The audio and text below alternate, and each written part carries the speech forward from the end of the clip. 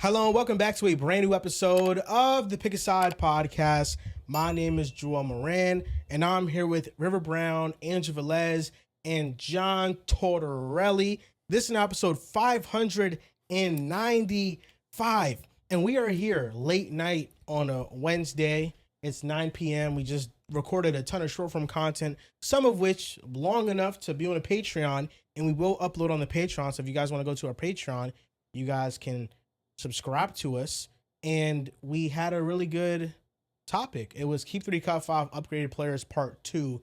Drew did a Part 1 last time, and it did really well, so we did a Part 2. And we got into a couple debates in that one. We just didn't know which ones to keep. You know, I love that upgraded players video did well for us because when I first pitched it, this piece of shit over here laughed at me. Me? Yes, you. Was it me? And you did too. Yeah, I wasn't alone. I didn't thought we did laugh. that together. Or did we laugh his decision at first? No, you laughed at the idea. Oh, I'm sorry. No, we laughed Few at of my ideas Magic. got laughed at. You sure, bro? 100%. I'm not going to tell you guys to keep 3 cut 5s before I give them. All right. I feel like, okay. I'm believing you. Take your word for it. And I apologize for that. No, it's lit. I'm not mad about it in hindsight because to be honest with you, a lot of mixed reactions. But I think this one was a lot more I think they're only refined. upset with the Magic one. That's it. I think that was really it. That's the only time I've seen it. Everyone else was good, though. Yo, I'm watching the clip back and I'm watching the edited one and me saying, yeah, essentially he just never gets sick. That shit was kind of crazy. But What if he sees that one day? I mean, essentially he probably feels that. He's like, you know what? Facts. I mean, if I never cheated on Cookie, I probably would have had at least 5 or 6 more years in the league. What We if don't support it. one day let's say we're at an event. Maybe Yeah. we're at Fanatics. We didn't go to Fanatics, but let's say we went to Fanatics Fest. Uh-huh. And Kevin Durant spots you. Mhm. And he goes up to you and presses you. He's like, yo, you that person that said I wasn't legendary? Mhm. What you got to say? What'd you say? Damn, if he just... He pressed you. He pressing you at his belly button. You feel me? Because he tall. He is like 7 feet. I'm obviously at first gonna be a little taken aback. Like, why are you pressing somebody that's a citizen to you? But honestly, knowing me, I'm gonna be like, yo, I stand on that shit. That's it. Like, I'm gonna definitely be a little shook a little bit. Like, damn, you 7 feet tall. You big. Like, think of the LeBron and Stephen A interaction when Yeah. LeBron pressed him. I'm gonna definitely look up. Like, all right, like you here? Like, I stand on it, but. Wow, like you really here for real, but I'm still. I mean, all he's done is prove you right more and more. It comes out every year, every summer. It's like a new thing. Would you so, to his face just be like, yeah, I still believe you're not legendary? Yeah, I'd hope you would. yeah, The thing is, he's not a legendary playoff performer. yeah. And for that, I'd stand on this. That is the perfect context that I feel like people miss from the video because people try to make it as like a legendary player, basketball player as a whole, but the argument was solely like playoff based. I feel like it's going so far. You just be like, fuck it. Context is also lost in short form. It's unfortunate, but it's gone so good. I'm just gonna stand on what As you happened. should. Yeah, Would you like, be like, yo, I don't think you legendary, but y'all fuck with you, bro? No, I don't fuck with him. Oh, okay. So I ain't about to sit there. And, yeah, I don't fuck is with there him. anyone on the podcast who like outwardly loves KD? Used to be him. I don't outwardly love KD. I just defended him because I felt like it was absurd to criticize him for a game 7 that Sorry. he I had did go up 49. to bat for him against Larry Bird. Yeah. Well, Yeah, you know, player for player, you could definitely take KD. I don't hate that. But Yeah. no, that's interesting because, you know, you guys ever wonder that, you know, we talk and so athletes sometimes they may want to. What if talk what back. if what if like DeJounte Murray walks up to you? like, remember what you said? Like whatever you said, nigga, I shouldn't be in the league. Like what would you say if he just walked up to you? You my bro. I mean, you saw the way he was glazing Kyron Williams Yeah, when I it's saw him. crazy, bro. Nah, I mean, if he said, the situation was amazing, bro. That's as simple as that. Situation was amazing. Oh, we are. I know. assholes. What's the craziest thing I've said to somebody? I don't Nothing memorable, thank God. know. I don't think so. I've said like I've called Dak ass. I've said Katie ass. That's pretty much it though. I can remember. Probably said more. I mean, listen, you see everything again, so you probably have better memory than me. I probably said a lot of dudes are just ass. There's a difference between like blatantly disrespecting somebody and then like critiquing the game, you know? So I feel like we have just critiqued the game. Maybe people don't love how we do it, but it's never been like, yeah, I think you're a pussy or something. It's I never mean, been no, personal. No, never. It's never been I personal. will say the closest we had to that was when you said Nick Bonito was not a good run stopper. Facts. And he straight up came on the show. But that's about the game, though. Yeah. It's not like, yo, man, like He caught your you early music, with it. your music tastes ass. Like, it's not like I was doing that. It's like, I don't think you're a good run stopper. He DM'd Drew, and then he was on the show like the next week. that shit was lit. Yeah, we try to keep the personal shit off the show. Like, we don't speak on KM ever. You know, we try to keep him off. KM Oh yeah, from Utah. for We sure. don't try to keep that shit off the show because it's like that's all that Stephon Diggs shit though.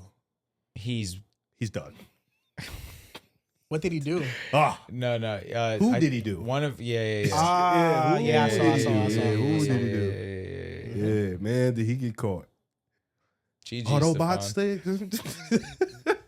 Oh, man. That shit was crazy. John, how are you, bro? I feel like you've been so Doing well. quiet. Thanks for asking. Yeah, nobody asked you. I'm gonna ask you. How are you? How's work, Doing bro? well. It's good.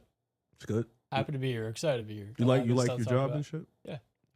What is this, like an internship? Like, Yeah, accounting. Okay. So what, like, do you start somewhere new in September or? School in September. So Okay. Yeah. Fine. Today was my first day at work. Not, sorry for making it about me, but today was my first day at work where I kind of felt experienced. Okay. Like I'm sitting there, and for the first time, I felt like, all right, this is routine. Okay. And I'm gonna be honest with you, it was a weird feeling. But you loved it. Partially, yes. Because a lot of the time I'm there, I'm a bit apprehensive because, a lot is on my hands when it comes to my job.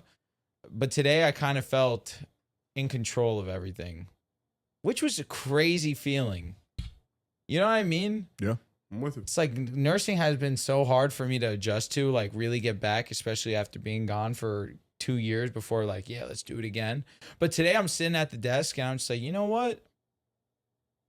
I'm all right at this. I could do felt this. In command of the offense. Yes. Mm. I didn't feel like an imposter today. There you go. And oftentimes I feel like an You imposter. didn't feel at like work. Keon Coleman. No, far from. You were locked in Josh Allen. Nah, mode. tight beat. Okay. It felt good. Never as comfortable as I feel here, though. There you go. I'm happy to see you, John. happy to see you too, brother. Thanks, bro. How's everybody doing? Doing good, John. You already said your piece. How you doing, Riv? I'm doing good. Okay. I'm doing good. Yo, we had a tornado yesterday. We did. Yo, that was 10 minutes of me. Damn, they could have got you. Alarms are going Imagine off. little I've never John heard just before. swirling in the air. Yeah. 50 feet up. That'd have been crazy, bro. Niggas would have lost John, bro. Oh my God. Thank God. Dude, I had coffee today at like 1:30. I understand why people can't live without it. I really hate life when I don't have that coffee in me. I have yet to drink a cup of coffee. Bro, from 6 o'clock all the way to 1:30, I really thought I couldn't go on. Mm. That one cup of coffee hit my system and I was brand Do new. you do black? Just straight. As a man should. Tastes like shit, doesn't it? I don't hate it. Mhm. I don't hate it. I know this guy loves his matcha. Loves it. It's like the flavor. I don't like coffee. Caffeine makes me Shit. throw up Oh, okay. and cough. Yeah. I've never had I it. get sick when I Throw drink up caffeine. and coffee or caffeine? The caffeine, just Mhm. because sometimes it happens with energy drinks, but I don't like to drink energy drinks. Oh And wow. Then with coffee, whenever I've drink it, I mean, definitely poop. It makes me poop. Oh yeah, for sure. Then it makes me cough No, really for bad. sure. The word's just funny to me. And then Poop. sometimes, I have thrown up. Damn. And I have seen a correlation when I drink coffee. It makes me very upset. What Can I kind of- just be honest I with don't you, like it. respectfully? It's kind of soft. Throwing up? Yeah, no, it's bad. what kind of matchas you like, bro? I like regular matcha. There's this cafe called Cafe Berries. It's an Argentinian cafe. You and Jess with on these Main cafes, Street. man. Yeah, I mean, Jess finds it. Well, no, I found the places, but then she becomes addicted to them. Yeah. You feel me? Yeah, So they have this pina colada matcha. There's pina colada on the bottom, and then there's a matcha on top of it. You sip it, and you get that nice sweet taste of pineapple, and then it starts getting mixed up with the matcha, and then you get that earthy tone.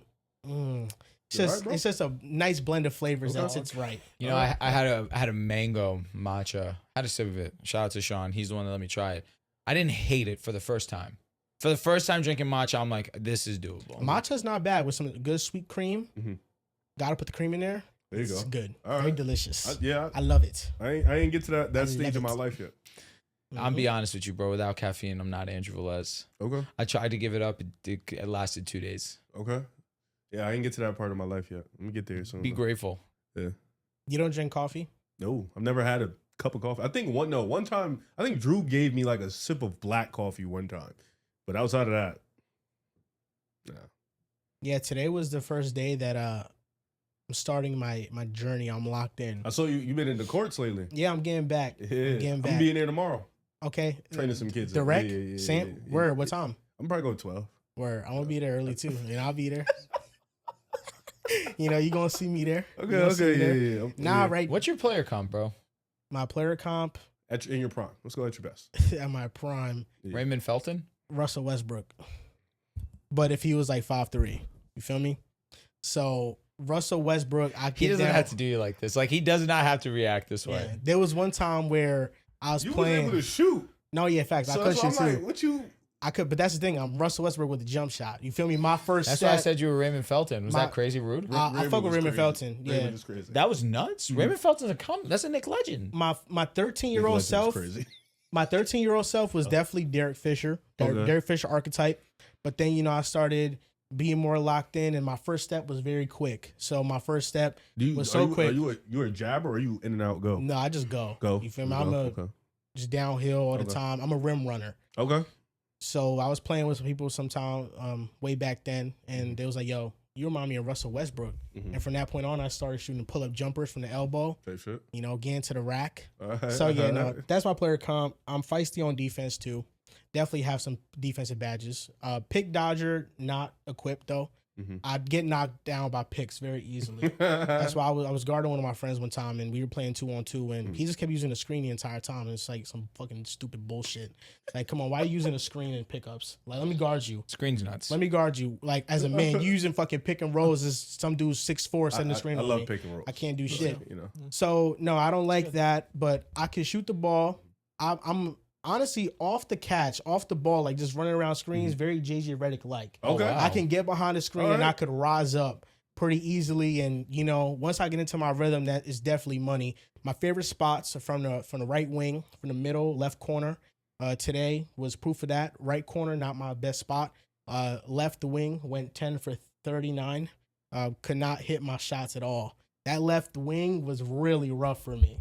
But then every other spot, I shot pretty much like 40% from three. So I've been tracking it. So each side I go at, I've been tracking my 10 shooting makes splits. each spot. You're doing the Yes. JJ Redick shooting plan. Yes, I've been doing 10 makes each spot. That's And hard. it was easier with my cousin because my cousin finally came to the rec with me because he didn't know about it. So now he's going with me and we were shooting and stuff. You just walk right in, right? Yeah, I just walked right in and I got an easy 10K off that. So, I'm about to start hooping and runs. I can't right now. So right now, all I could work on really is like my stationary ball handling and then my shooting. Okay.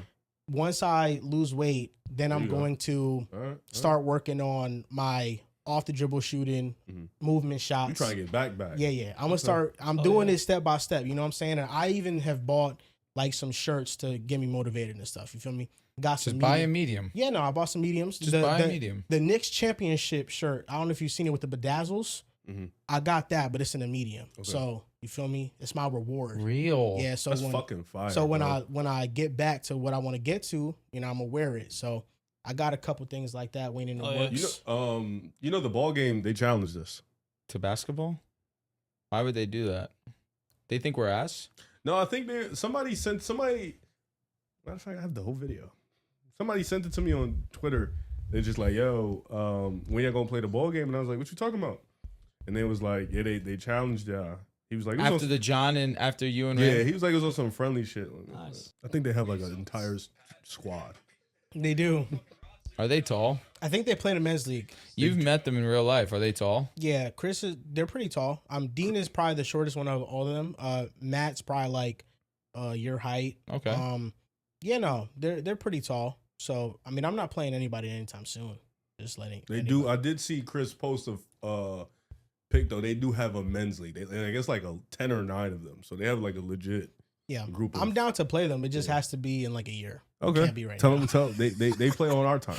Yeah, no, Yeah. I'm not playing anybody. I'm fucking cramp up. In We like have 2 we have minutes. actually good positional value.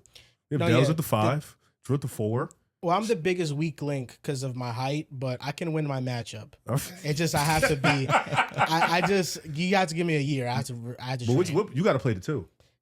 I could. Are you playing the 1? Yeah, I can't play the 2. I mean, I could play the 2. Yeah, I mean, I've always been an undersized shooting guard. All right, so you can play the 2. We got John at the. I want to see an undersized point guard. Drew at the, stretch 4. Dell's big ass at the 5. It's a stretch 5 too. No, He's one not of the scoring things down. I'm trying to do though is I'm trying to start having like a basketball tournament with other content creators, and then just having people come out here, and then we could run something. So I'd be down to do that, but right now I could only coach. Why do you have to take a bite of the banana? I didn't even before? peep that. It's just he made a noise while he was speaking, and I could just I hear it right now. I mean, the rack right there.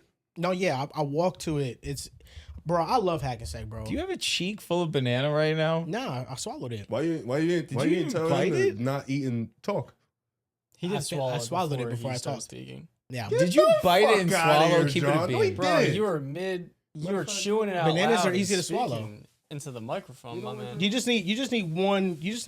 Why are you swallow for also real. about to go to town on banana right now? It's a big ass. That's a gigantic stem.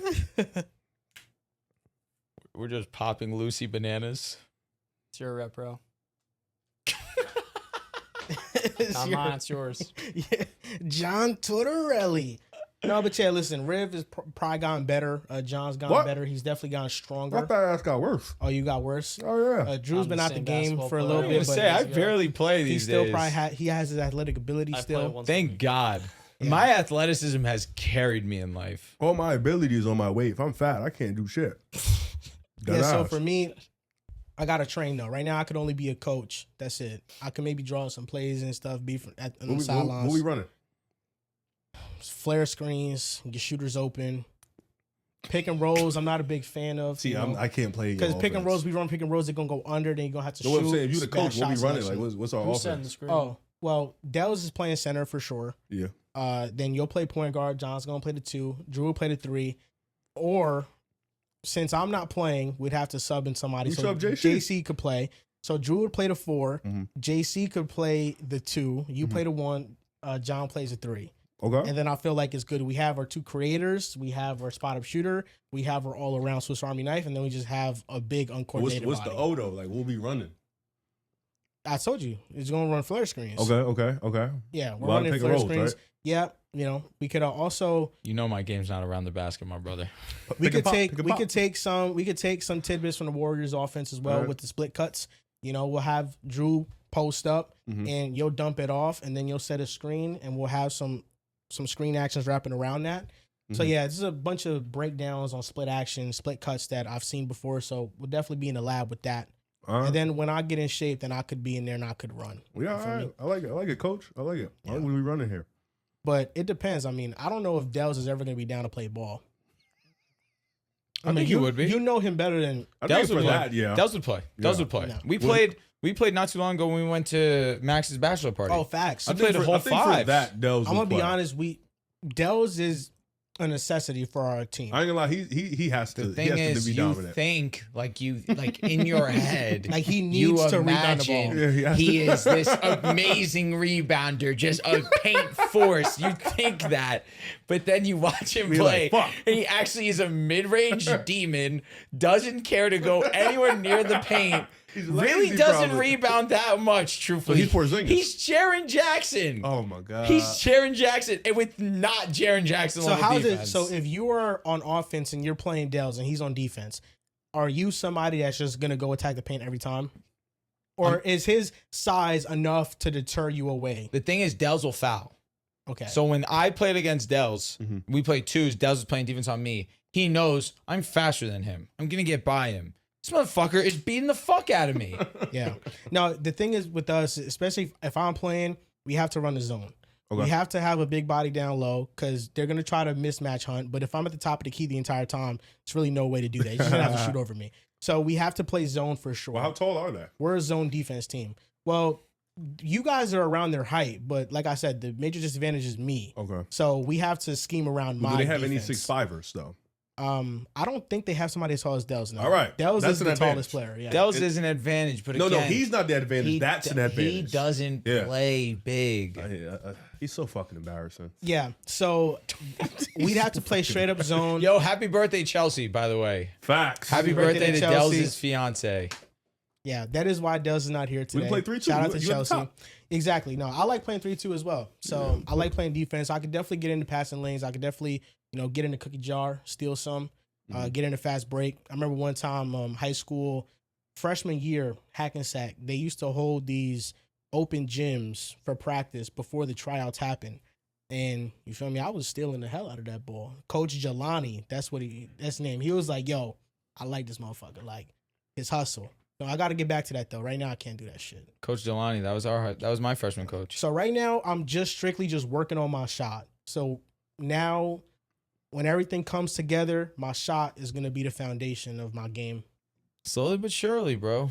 Yeah, no. I'm excited for the Joel Moran Renaissance. It's an easy 10K steps, bro. I was playing for an hour and a half, and I got 10K easy, just shooting and then getting rebounds for my cousin. Like, it was an easy 10K, bro. The best 10K is the 10K you get when you don't realize you're getting it. I get it. When you are walking and you're like, yo, I got to get 10K, you looking at your watch or your phone, and you're like, yo, that shit was only 1,000. I walked 5 blocks, and I'm at like 800 more steps. Playing basketball, I'm over here getting rebounds, and I'm just walking normally, and I'm like, holy shit, like, I'm already at 7,000 steps. Yeah. I might as well just finish this. So, no, yeah, it's a very easy way to get 10K playing basketball. And that's what I think I'm going to do. Like, I'm going to just straight play basketball, and everything else is extracurricular. But if I could get better at basketball and lose weight at the same time, that's like the perfect world for me. Win-win is hell, actually. So I'm getting better, and then I'm losing weight too. So I'm just trying to play basketball. Like, so I made it a goal. I'm going to the rec every day. Fire. I'm going to the rec every day, and I'm going to get up 100 shots, and I'm going to... Tomorrow you want to play one of my youngins one-on-one? No.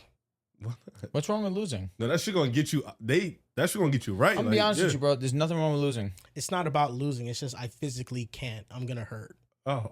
Yeah. My calf is going to start tightening up bad. Okay. Yeah.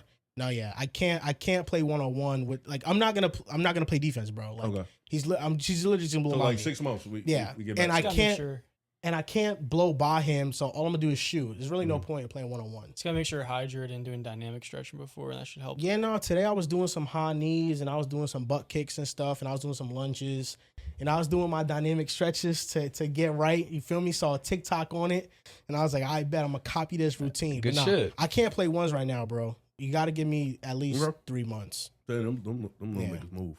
Yeah, I know. All they do I is know. non-stop. So they get you right. Yeah, no. I can't even think of a comp for me, bro. My handle's not that good. I'm telling you, bro, you're like Kevin Love, bro.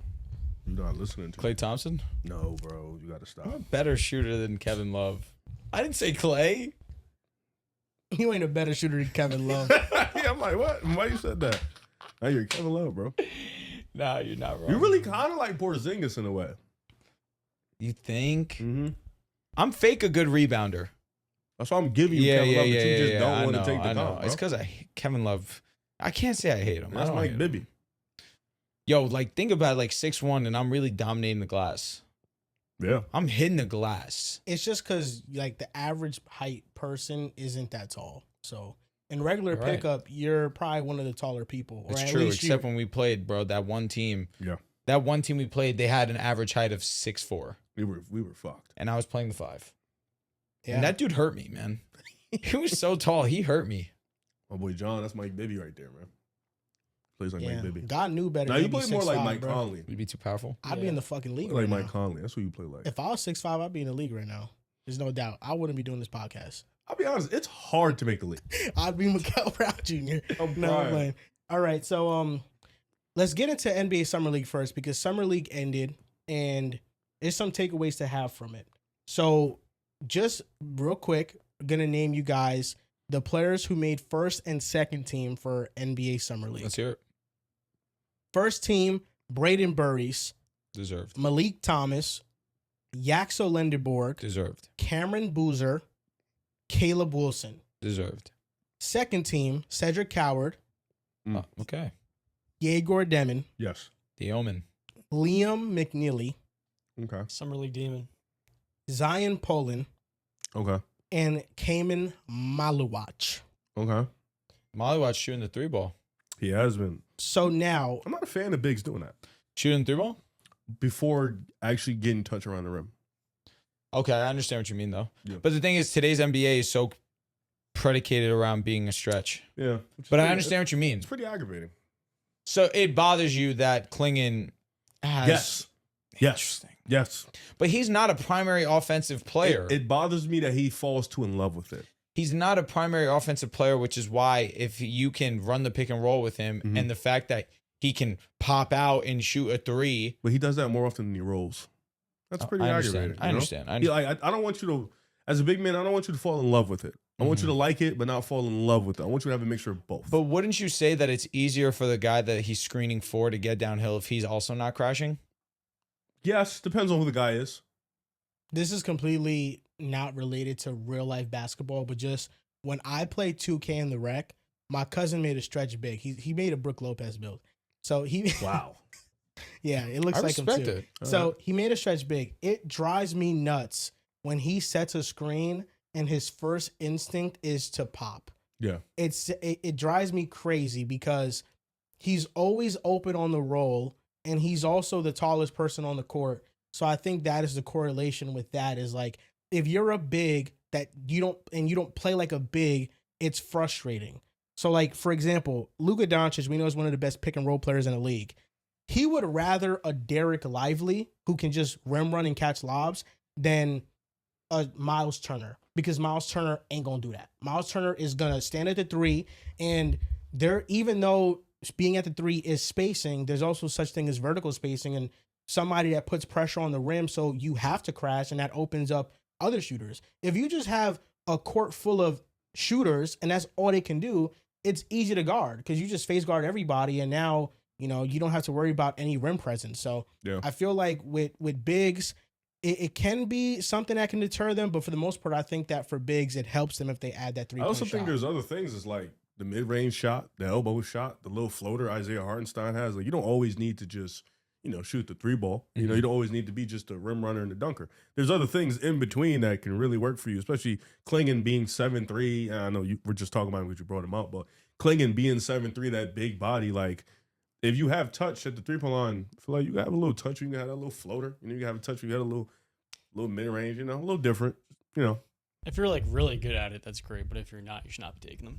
Agreed. Yeah. But like the only way you can be good at it yeah. is Like if you're Sean Holmes or Isaiah Hartenstein, it's like I want you taking those. well, Hartenstein can do it. If you're Rashawn Holmes, I want you taking those. I don't even know why. Yeah, He him. was He did have iHeart the push before. shot. Yeah, he did, was yeah. nasty with it. What was your takeaway for Summer League? So first and second teams, they were named.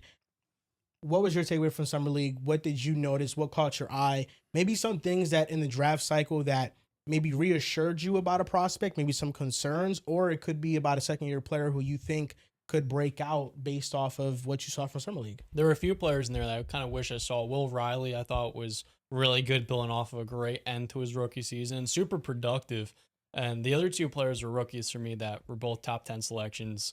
Caleb Wilson looked really good from a three-point shooting element. I thought it was encouraging to see his touch and his confidence. And also it's necessary for him to get those reps because this Bulls team is going to be built around him. So him kind of exploring the studio space and developing this blank canvas of an outside shot's great. And the last player is Mikel Brown Jr. He was not the most efficient, but I love the way he's able to operate. I felt defensively is super active, and he just has all of the physical traits to be that do-it-all guard. And the Nets have had great scores. Cam Thomas, Michael Porter Jr. The difference with Mikel Brown is that he has all these extra layers to his game as a playmaker. He can be a spot shooter. He can add all these extra elements offensively while still having good positional size for a point guard. So I feel like you're seeing all these different parts of his game that are going to coalesce. While he's not at that point where he's a complete product, no 19-year-old guard is, and I'm super encouraged. I felt like from what I saw in Summer League. Can I ask you a question, John? Why, and this is not me, I just want to ask this question. Why is it that maybe just the way you came off, it sounded, obviously you can correct me if I'm wrong. Why is it that you're so destined on them, Chicago, building around Caleb and not around Mataz and Caleb? Whereas Caleb, if I'm not mistaken, is the same age as Mataz or maybe slightly younger, and Mataz is just coming off a full year in the NBA. Like, why is that so certain for you where probably the same physical tools, stuff like that. Obviously, Caleb's defensive ceiling, all that. Like, what? Why is it so certain that they're building around just Caleb and not both of them? He has a higher ceiling to me, Okay. and I felt with the physical traits, he definitely has the potential to be a number 1, and Mataz can be a number 2. To be quite honest, though, I do kind of see it that way. Okay. I don't see it as like Caleb and a bunch of guys. I see Caleb, Mataz, and a couple of other veterans like Norm and Nick Claxton that they've brought in who can help be competitive year one. But I also see it as like Mataz Buzelis has the potential to be an all-star caliber of player. But I don't see him as number 1. Do you see Giddey here long term? Probably. Yeah. Okay. The way I see it with the Bulls and with Caleb Wilson, I thought Caleb Wilson was the biggest riser of Summer League. He had the most explosive performances. Interesting. And he made you feel good about just his off-the-dribble shooting. He turned the ball over a little bit too much for your liking, but he's getting those on-ball reps. And I feel like the biggest thing for him is improving the handle, because if he can improve the handle, that means he can create for himself, and that's just going to make him a more all-around player. But Caleb Wilson's Summer League campaign, I know it's just Summer League and nobody ever wants to overreact to it, but his Summer League campaign made me feel like he could realistically win Rookie of the Year. When you look at the other candidates and the situations that they're walking into, AJ is playing with Trae Young and Anthony Davis. Those are 2 all-star level players. Darren Peterson's playing with Jaren Jackson Jr., Lauri Markkanen, and Keontae George, all players who are capable of averaging 20 points per game. Caleb Wilson, he has all reins to do what he wants to do in Chicago. He's going to be on the ball the most. Norman Powell is more of an off-ball player. Mataz Buzelis is also going to have some usage, but I feel as if that is very much Caleb Wilson's team. And I feel the same way with Cameron Boozer in Memphis, to where I think Boozer in Memphis and Caleb in Chicago are the 2 players that have the best chances to win Rookie of the Year, just because they are in the best situation to showcase their talents more, because everything right now is built around them. And Caleb is going to stuff the stat sheet: points, rebounds, blocks, steals. Cameron Boozer, same thing, but he's going to have more assists than Caleb, I believe. So for me, I think that those 2, like one of those 2 players, they're going to be my pick to win Rookie of the Year. I like where your head's at. I understand that the ball in your hand definitely correlates to putting up the stats and going out there and winning major awards. Look at Cooper Flagg in a down year for the Mavericks. Yes, Cooper was also spectacular in his own right, but he had an opportunity where the ball was going to be in his hands an insane amount once Kyrie and Anthony Davis weren't available for them. And he was able to maximize that opportunity and was also great on top of it. Couple takeaways. Malik Thomas was insane, averaged 27 a game, over 50% from the field, over 40% from 3. He was excellent. And to be a second-round pick for the Cleveland Cavaliers makes you think, hey, can this guy be a surprise breakout player for the Cavaliers, especially after he was just this insane in Summer League. But to stay on topic for what you're saying, listen, Cameron Boozer showed out this Summer League, but also the first few games that Darren Peterson showed you, it reemphasized what I firmly have believed since the time that the 2 faced off, BYU versus Kansas. From then on, Darren Peterson, when he steps on the court, to me, has proven that he is going to be the best player in this draft. Really? And yeah, you could say, oh, he looked better in this game. Oh, he fouled 9 times. Whatever, bro. End of the day, it's about getting a bucket, and he's going to be on the ball. He looked better than AJ. Yeah, no, I couldn't agree more, bro. AJ looks so great foul baiting. When the whoa. Wait. Whoa. Sorry, bro. That was unnecessary. Whoa. That was unnecessary. I'm sorry. When the clock turned NBA time, we saw who's better. Like you're saying in Summer League right now? It's NBA time. Come on, man. It's NBA time. First game, Darren Peterson, Killed Summer Boozer. League. We're not worried about him. What do you mean? Boozer was just first team all Summer League. We only played 2 games. We only need 2 games. That's a good point. Darren Peterson played what? I think 3? Yeah, I think it was 3. And in the third game ironically, was against AJ. Yeah. He had the 9 fouls, and then that was it. He was pretty shitty. He was not the best version of himself, but the 2 games before that, he was when he played all Boozer, world. he showed levels. Yeah, and when it got to Demon time, he didn't. The No, levels but again, shout out to AJ for foul beating and really. We gotta get it somehow. We can get wherever we want. Nevertheless, Darren Peterson is just going to be an all-around scorer. And the one thing about Caleb, where I like where your head's at, is he's going to have a lot of opportunity, and I think that he can develop, and we can see maybe the 3-ball be a little bit better at that next level. Similar thing as Mataz, so I can understand that point too. It's a lot of their deficits in their game are similar. Where the 3-point shot for Caleb was the one thing that you're concerned about, similar with Mutaz, which is why he was able to drop to the Bulls pick in his draft.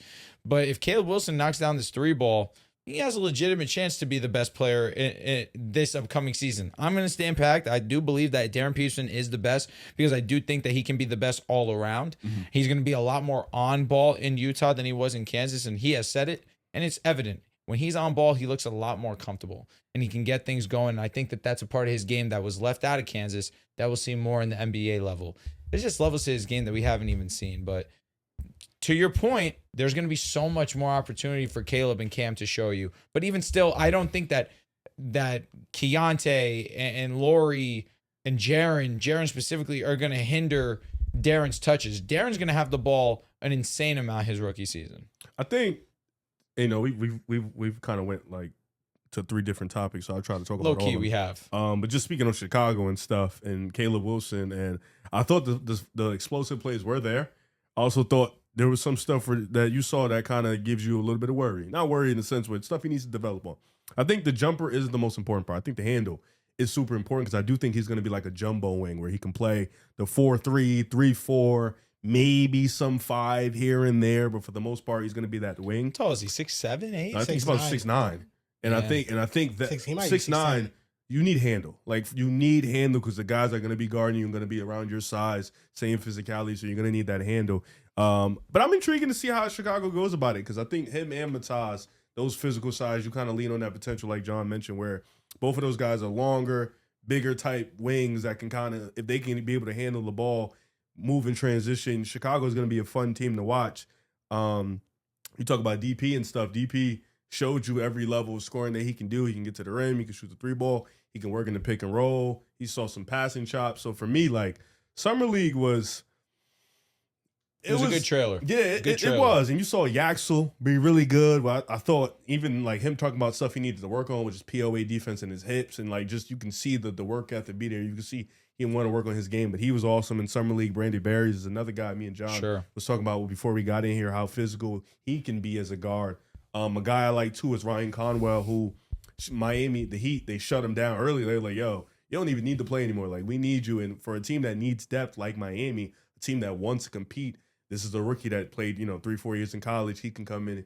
He could be really good. Guys like Cole Pete had a really good showing.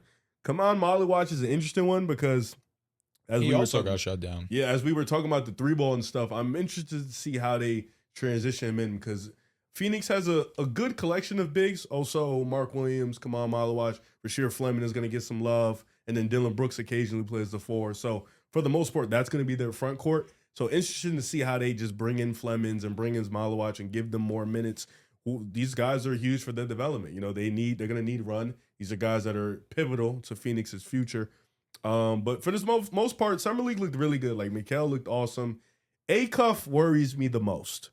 He worries me the most because I love him. I'm a big fan of Acuff. I just don't understand how you go from not playing any defense in college, right? Whatever. Okay. You were an amazing offensive end in college. You were incredible for Arkansas. Malik Thomas was there. Trayvon Brazile was there. Billy Richmond was there. But you were the head of the ship for John Calipari. John Calipari has spoken about you being the most talented offensive guard he's ever coached. He has coached a ton of talented offensive guards. Insane amount. From D. Rose to John Wall. Like, he's done it all. SGA, no? Yeah, I believe, yes, it was. Yes. Jamal Murray. Booker. He's done, and he called him that. So that high praise puts kind of a microscope on who you are. Summer League was just it felt like worse in college. It really did on the defensive side of him. It was at times where he was just watching the ball at the top of the key and his team was just scrambling. And then on top of that, that worries me because when your offense isn't fully getting it together, it kind of doesn't make up for what you're doing on that end. And he struggled a little bit, but still believe my boy. He's going to Sacramento. That's going to be a tricky situation because we know how Sacramento guys usually go there to die, in the NBA. That's not a great place for development.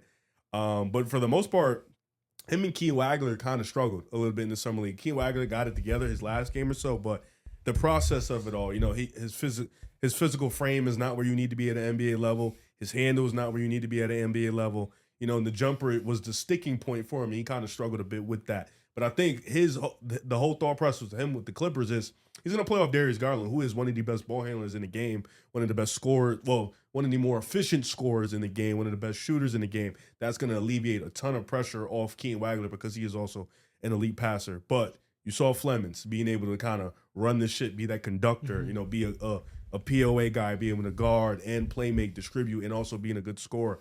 You saw Mikael Brown Jr. show insane flashes as just a passer and just this creative LaMelo type of player where you see the energy he gives to his offense on the court. Made some ridiculous passes that some of them didn't even get tracked because the player missed it. But it was that, like, he's that good, And you saw Ibuka Okori, who was awesome for Detroit, super, super awesome.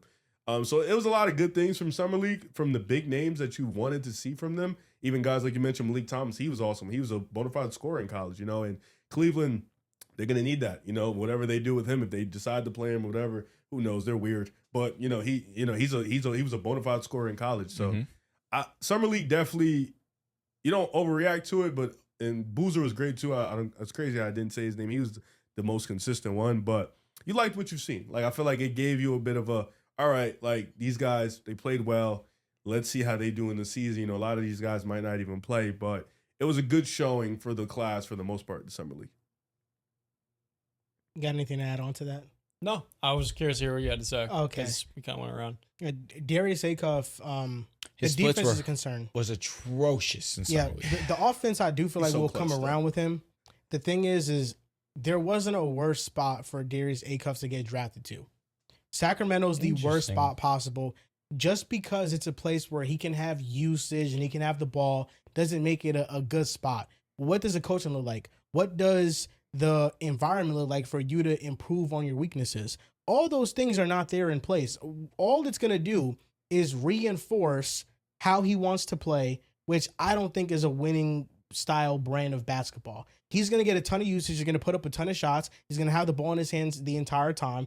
And that's going to lead to nothing in Sacramento. And it's not because of him solely. It's because of how the team is constructed. They don't have a long-term head coach. And then defensively, you're not in an environment where they're going to push you to get better at that. I mean, there was a clip in Summer League that was appalling from Acuff where he was guarding Keaton Wagler and he totally zoned off and like just walked in a circle and left him wide open.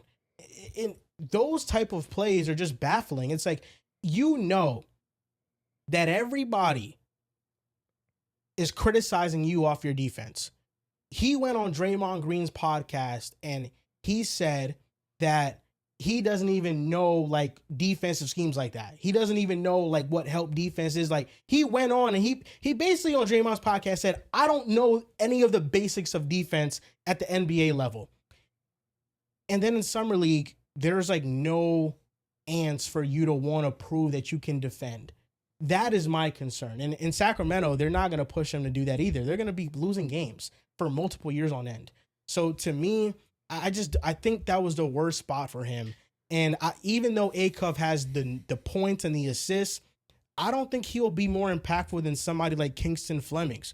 He might not have the crazy box score, but he's going to play make. He's not going to turn over the ball. He's going to play defense at a high level. He's going to generate steals and occasionally blocks, and he's just going to make the right play. And at the next level, that's crucial. And he also got drafted to a team in Atlanta that's already a playoff team. They were the team that gave the Knicks the most trouble in the playoffs, and it's a good situation for him to learn and grow his game. And Acuff is the one player where I felt like the situation he went to was the worst possible situation for his long-term outlook. So what was the only team in that range that possibly could have landed Acuff where you would have felt overly confident? The Hawks? Well, outside of Brooklyn. any team outside of Sacramento.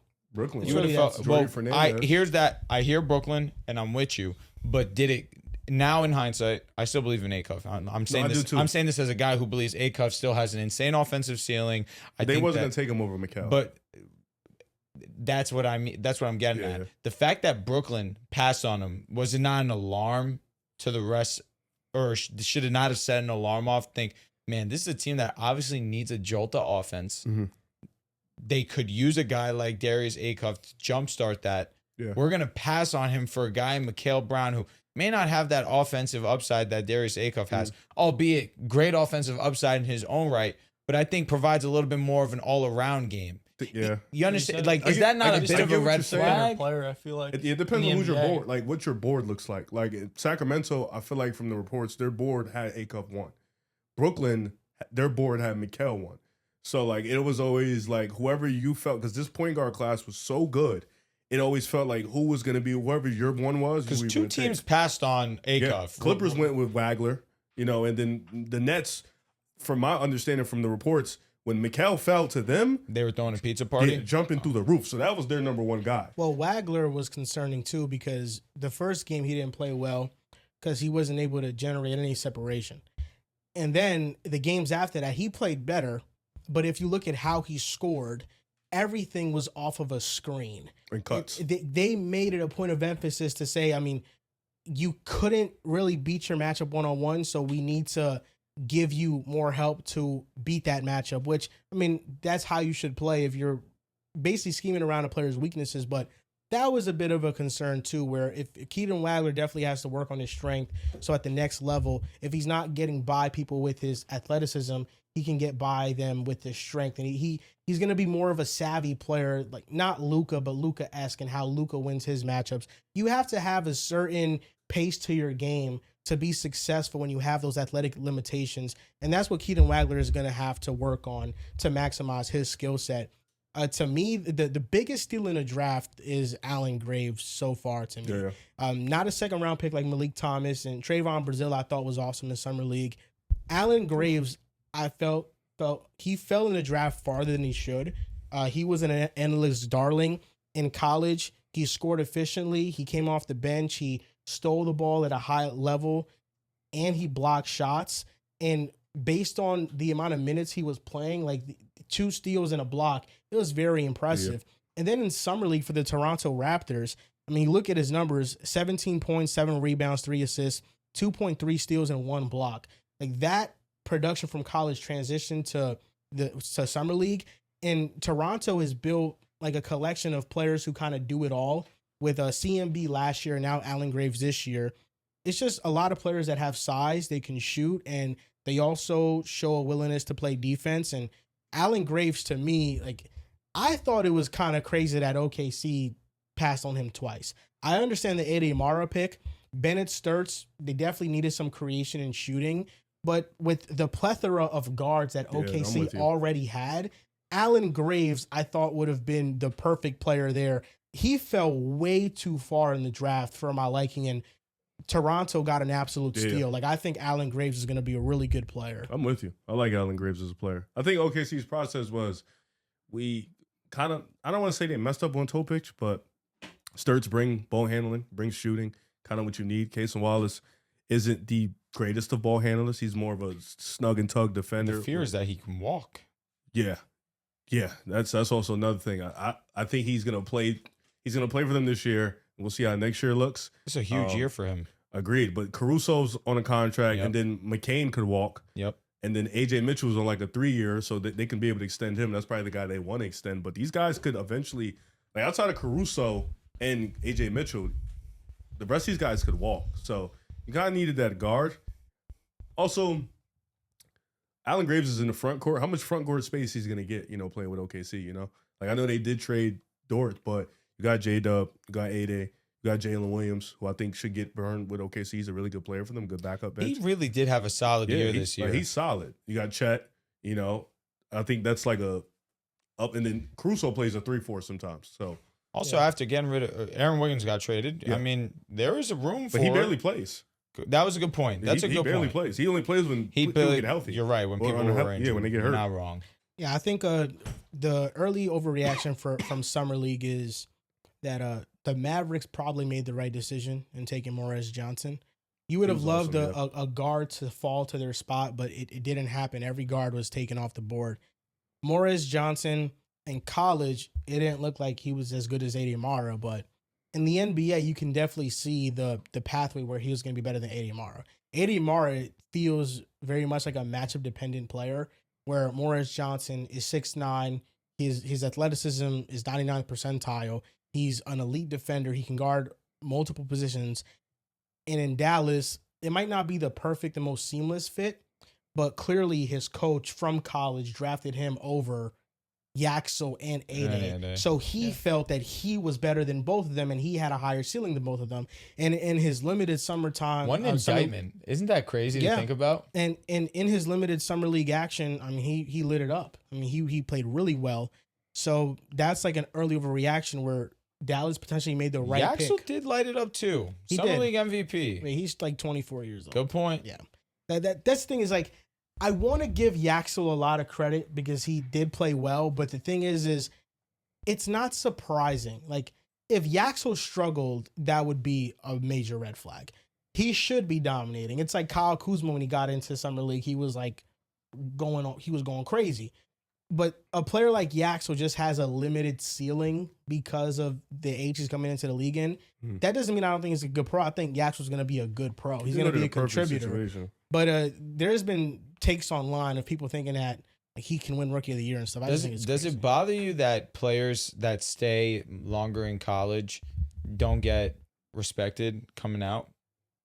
No, because I don't think it's wrong. But I do think moving forward, especially with NIL, that I think We'll get more of that, yeah. warrants at least giving them the opportunity to show you that they can be real legitimate pros. I'll be honest.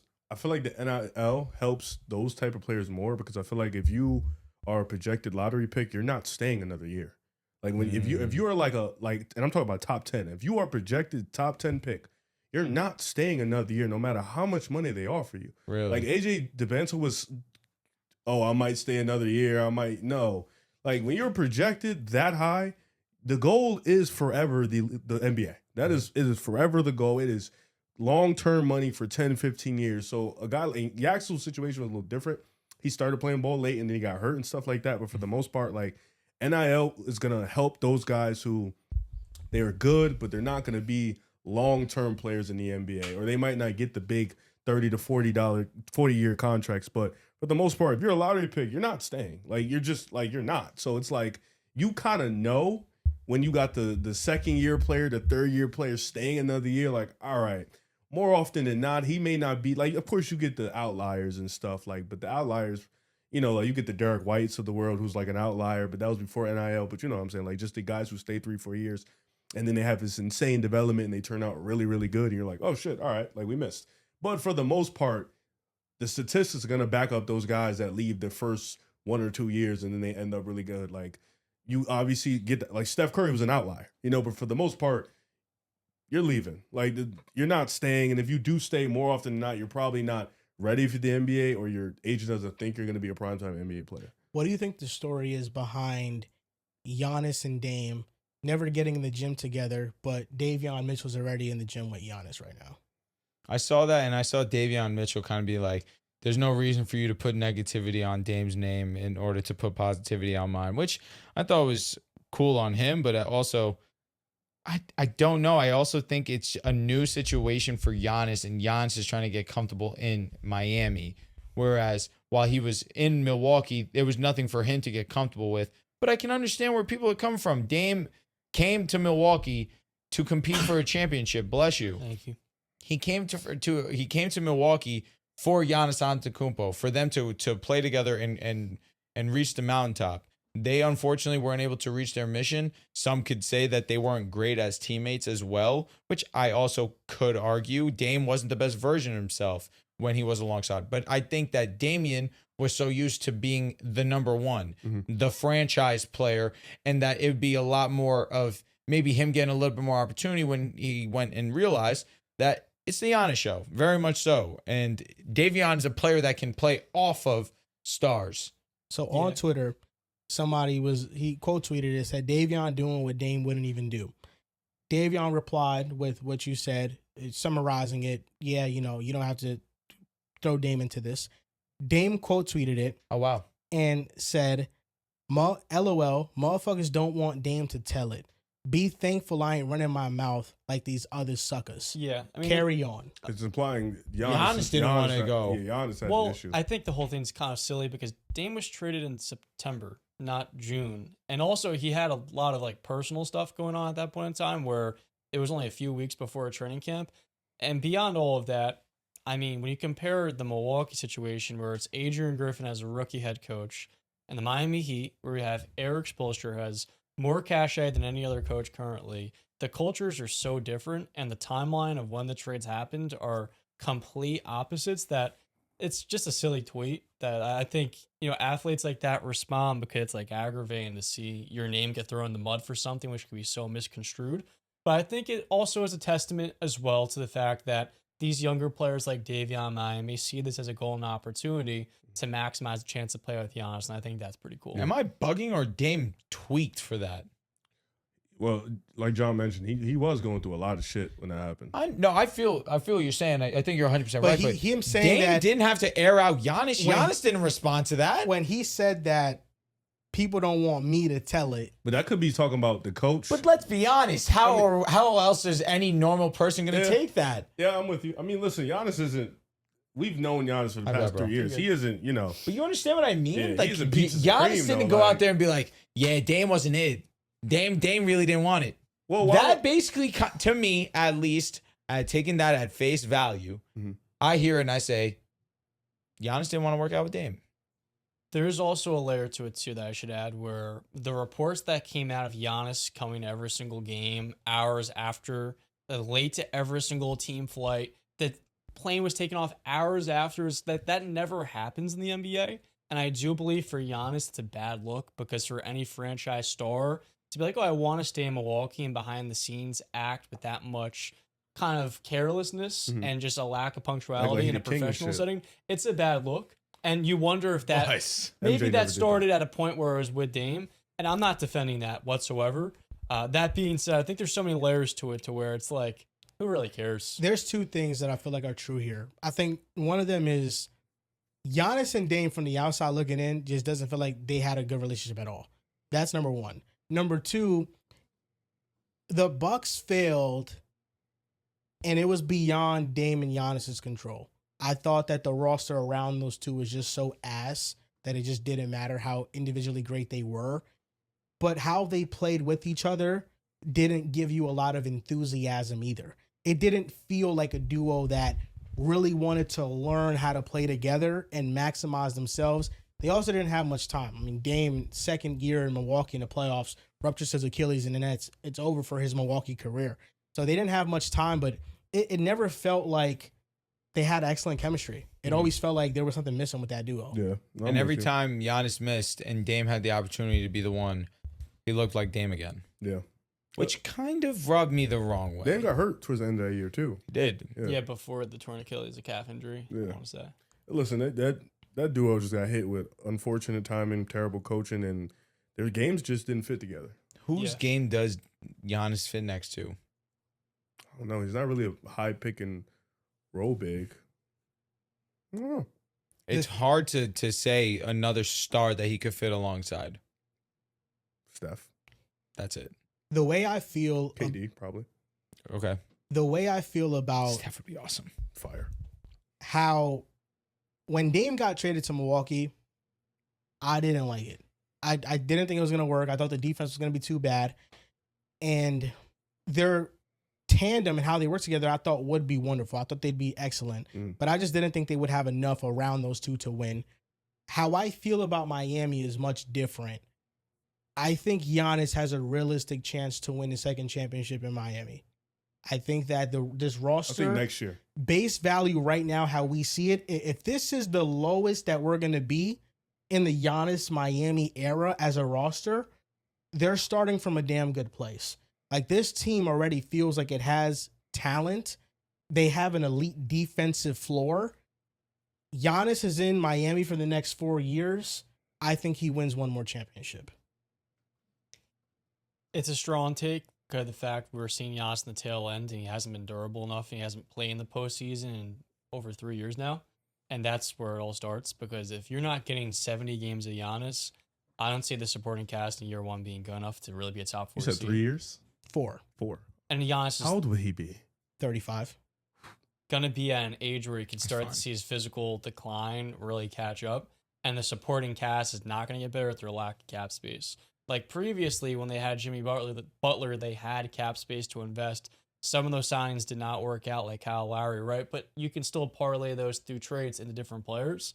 what this Miami core is now is banking on LeBron signing with them and him being this point forward. And there's some fit issues, of course, but from a talent perspective, that's what allows them to have a higher ceiling as a team. I have a hard time seeing that. And it's not because of the coaching. It's not because of player development. It's really because of the fact I can't trust Giannis to be that same level of a player who's going to play 70 games a year until we're actually watching that again. And I think that is where it starts for the Heat being a contender. And that's going to be so crucial for them to be a top 4 seed. Because otherwise, with him at the lineup, it's going to be a notably worse supporting cast. And you're not going to have these innings eaters like a Norman Powell, like a Tyler Hero, who can maybe step up in the void of your number one. That's where I feel like it all falls on him being durable. So you're saying next 4 years, you don't think the Heat win the championship with Giannis? I don't. So you think Giannis retires with 1 championship as the guy? I don't know if I can trust Giannis. Not as a player, just staying healthy. He's dealt with a lot of lower leg injuries. He's getting older. Game is predicated on his athleticism, his physicality. It's a lot. Like his last 2 or 3 years, he's played 60 games maybe once? Maybe? Like dealing with a ton of injuries. Hasn't played in the playoffs in a long time. It's tough. I think for me, it's not more about if I trust Miami and the culture and all that. It's more just Giannis' health. His overall health. I think I'm a little bit worried about that. How much is it? He played 67 games in 25, 73 and 24, but it's usually been 60 and this year 36. How much does that have to do with Giannis knowing that Milwaukee had just no chance to win a championship? This year, I think it was for sure that. Like last year, Dame got hurt in the playoffs against Indiana. But, I mean, that team around Giannis was terrible. And this year he had an actual calf injury, though. No. When he came back, when he was healthy, yeah. Correct. I But think both. I think he was injured for sure, but I also think that he realized this team is dog shit. Yeah. Let me not really risk it. I've seen Eric Spoelstra make 2 NBA finals with Jimmy Butler. Jimmy Butler had extraordinary runs. That one team, though, where they were like a 1 seed or whatever it was. Or they lost an ACF to Boston. That was a great team, and the bubble team was really good. But that team, the AFC team, like, that's lightning in the bottle. You think it's once-in-a-lifetime deal? That AFC one? Yeah. That's lightning in the bottle. If Eric Spoelstra can make the NBA finals 2 times in 4 years and the conference finals 3 times in 4 years with Jimmy Butler as his best player, I think he could do it with Giannis. The East is so different now than it was before. Yeah, you're right, but at the same time, but Giannis would Giannis is elite. Giannis would spo. Yeah. That's what moves me. But New York is really good. Indiana's going to be front back, court defense with Bam and Giannis. Special. Well, Giannis is not the same. We have to stop pretending like Giannis is the defender he was in 2022. I'm not going to tell you that you're wrong, but again, it's with Bam backside. Yes. And or any combination of Bam and Giannis. That's going to be special. If he improved defensively, and he should. I expect him to. But he has not been this all-league level defender. No. It's been a while. So I think that is also another point where the theory of it is better than the reality. He still is one of the league's best rebounders. 100%. Yeah. I mean, that helps. What did he average this past season before he was shut down? It's like 30. It was like 30 and 12. He's going to give you 30 and 12 routinely. If Wiggins is your 3rd best player, I don't think you're in a bad spot. If you have Bam and Giannis in front of you, you know what you're getting with Wiggins. It's really good shooter. He's going to play. Sorry, not 30 and 12, because I'll be honest.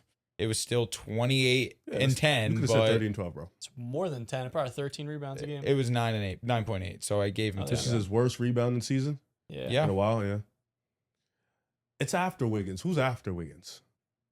You have Davion Mitchell. Decent, but that's probably the weaker of your positions. But he also was the primary assignment in the playing against LaMelo, and LaMelo had a. He can lock in defensively. With all due respect. LaMelo's an all-star. He is, but like, if that's what you're telling me, that's going to get him to the finals. I just think Charlotte team that you know, what I'm saying? Having Davion as a defender, I think he's awesome. Huge. He's awesome, but it's like I don't want. He can also operate with the ball in his hand. Yeah, I'm not trying to shit on Davion. I like Davion. So where we stand right now, this is he like the 28th best starting point guard in the league? Probably. This is the Heat's roster where we stand right now. And this is clear. I think this is updated. It's Bam. It's Giannis. It's Davion Mitchell. It's Wiggins. It's Tim Hardaway Jr. It's Pele Larson. It's Bobby Portis. Tim Hardaway Jr. Fontecchio. Wow. Tim Hardaway was a good pickup. Fontecchio. And then they got your boy Ryan Conwell, who maybe he might be something. He need to. So, I mean, I don't think that's a bad group, though. If you have It's Bam, Giannis, Wiggins, Hardaway Jr., Davion, Pele Larson, Jovic. Hopefully he can recapture something because he was not good last year. Also inconsistent role. He has a tradable contract that can get them a better player. And then you have I'm forgetting Portis. Bobby Portis. I think Bobby Portis is a good Decent. backup. Let me say this, and this is where I get concerned when I think about the idea of LeBron going to Miami. Mhm. The lineup would be LeBron, Bam, Giannis, Wiggins, Tim Hardaway. That's the lineup you're forced to run because you need 3-point shooting. Yeah. And if you don't want to run Tim Hardaway, you run Davion Mitchell, which not a bad option to be honest, because Davion Mitchell is an amazing defender. But he's not the 3-point shooter that Tim Hardaway Jr. is, especially playing off LeBron, especially playing off Giannis. And Bam Adebayo is not a guy that's going to stretch the floor. So that is the concern. Where's our spacing? You're going to hope and pray LeBron gets back to shooting the 3 ball at an efficient clip. You're going to hope and pray that Giannis Antetokounmpo takes another step in his shooting development. And maybe hope and pray that Bam Adebayo takes a step in his shooting development. That's why I don't love the LeBron destination to Miami. There's already a strong lack of spacing in Miami for Giannis alone. You add LeBron into that mix as well. Now Giannis is an all-time great. He needs the ball in his hand to thrive. And playing alongside LeBron James, LeBron can play off ball. LeBron can play off ball. That we know. He's done it the last 2 years. 100% believe that. However, what is it just solely going to be LeBron playing off of Giannis? Well, according to Miami's he'll YouTube, LeBron James' introductory press conference was leaked. It was unlisted, and people found it. And You'll get minutes on, minutes off. Like Giannis sit. It'll LeBron, be. you know? I have a hard time seeing it in my head how it plays out. No. so if It's LeBron goes to Miami, the same, but I feel like it would be worse in Philly. LeBron? Yeah, Disagree. in terms of who has the ball. Disagree. The answer is LeBron James. That's how is it? Because how is, LeBron initiates for all of them. why wouldn't LeBron initiate for Giannis then? Because Giannis is a guy that needs the ball in his hand to curate whatever offense he And B wants. does The too. argument goes for both sides. I agree with you. Jaylen Brown definitely does too. Yes, but I also seen It's actually more mouths to feed in and Philly. Brown has played off ball more than Giannis has in his Correct. career. But what does playing off ball mean? Just standing there and waiting? Because Yeah, Jaylen Brown has shooting. not played off ball. I mean, but Jason Tatum has facilitated the offense for yeah, but playing off ball is not just I'm gonna stand here, you operate, and then y'all do what y'all do, and I stand Of right course. here. Because Giannis and Jaylen Brown do the exact same things off ball. But the thing is, LeBron and Embiid can still run whatever pick and roll, For whatever sure. pick and Brown pop. can shoot a That'd three. be disgusting. Of course, especially, of and course, he of can course. still sit in But corner. Jaylen Brown's his best operator is with the ball. in his hand. Exactly, but they can take turns in that too. LeBron can play off ball in No, some I'm with you. possessions. My thing is It's just a though, mismatch. in Miami, there's less I play on ball guys. It's I just understand LeBron what and you're Giannis. saying. I Bam will ain't gonna get the ball for LeBron. In Philly, it's so much easier to pick on mismatches because any given night, it could be Jaylen Brown's turn. Yeah. No, but now tonight we're going to run the pick and roll between LeBron and Embiid. But tonight's actually going to be an Embiid dominant performance. Tonight's actually going to be a Tyrese Maxey. You're going to play off ball. We're working the pick and roll, but Tyrese Maxey's so elusive, so quick, great cutter, great slash. He can do a little bit of everything scoring the basketball.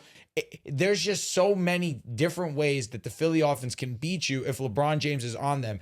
As opposed to when I think about Miami, I struggle to see a consistent offensive lineup that excites me outside of course, Giannis and LeBron kind of know. taking turns. So you think Philly's a better spot for LeBron than Miami? 100%.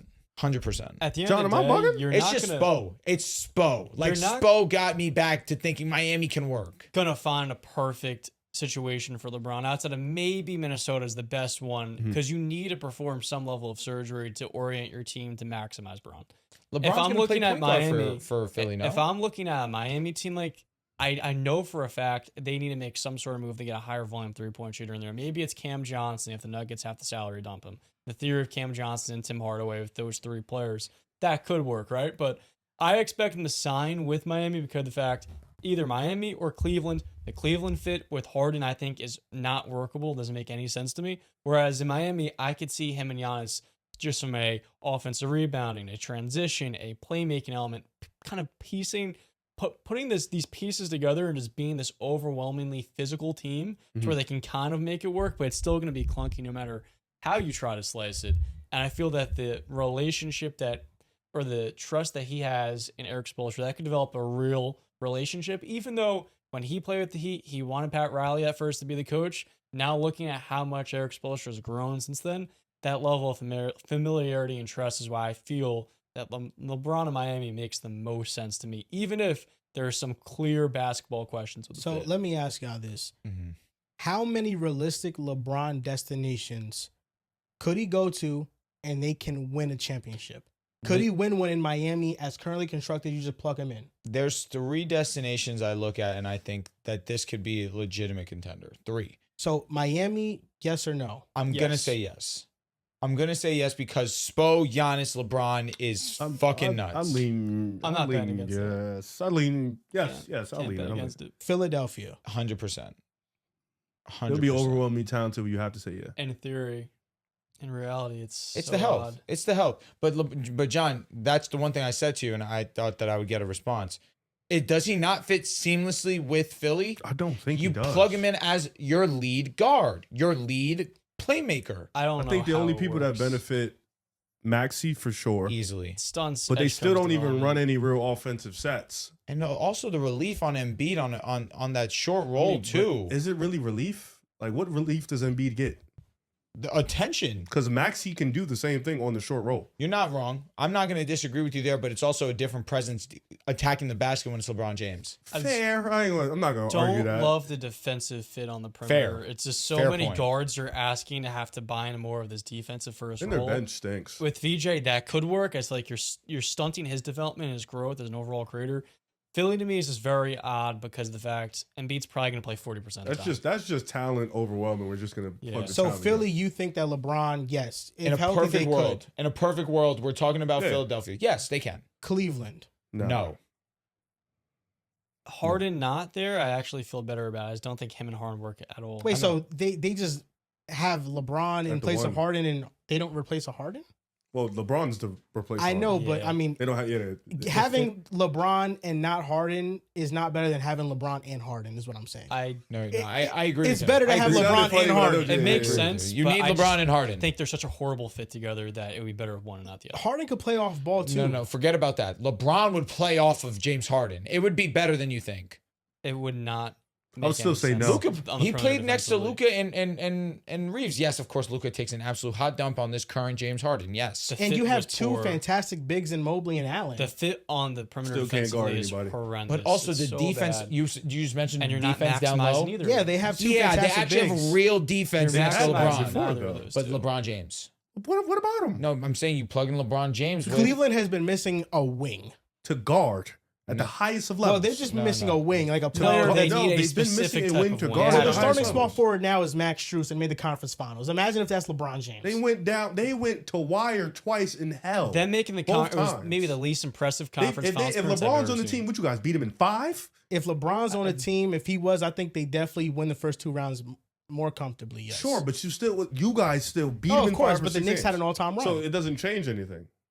Okay, so Cleveland is a no. I would say no. I'm saying no personally. Last team, Minnesota. Yes. No.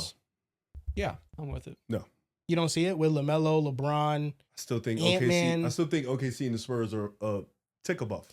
One or two injuries can happen any given year. I just feel like baking a little bit of luck. Well, if I that's the consider. case, LaMelo.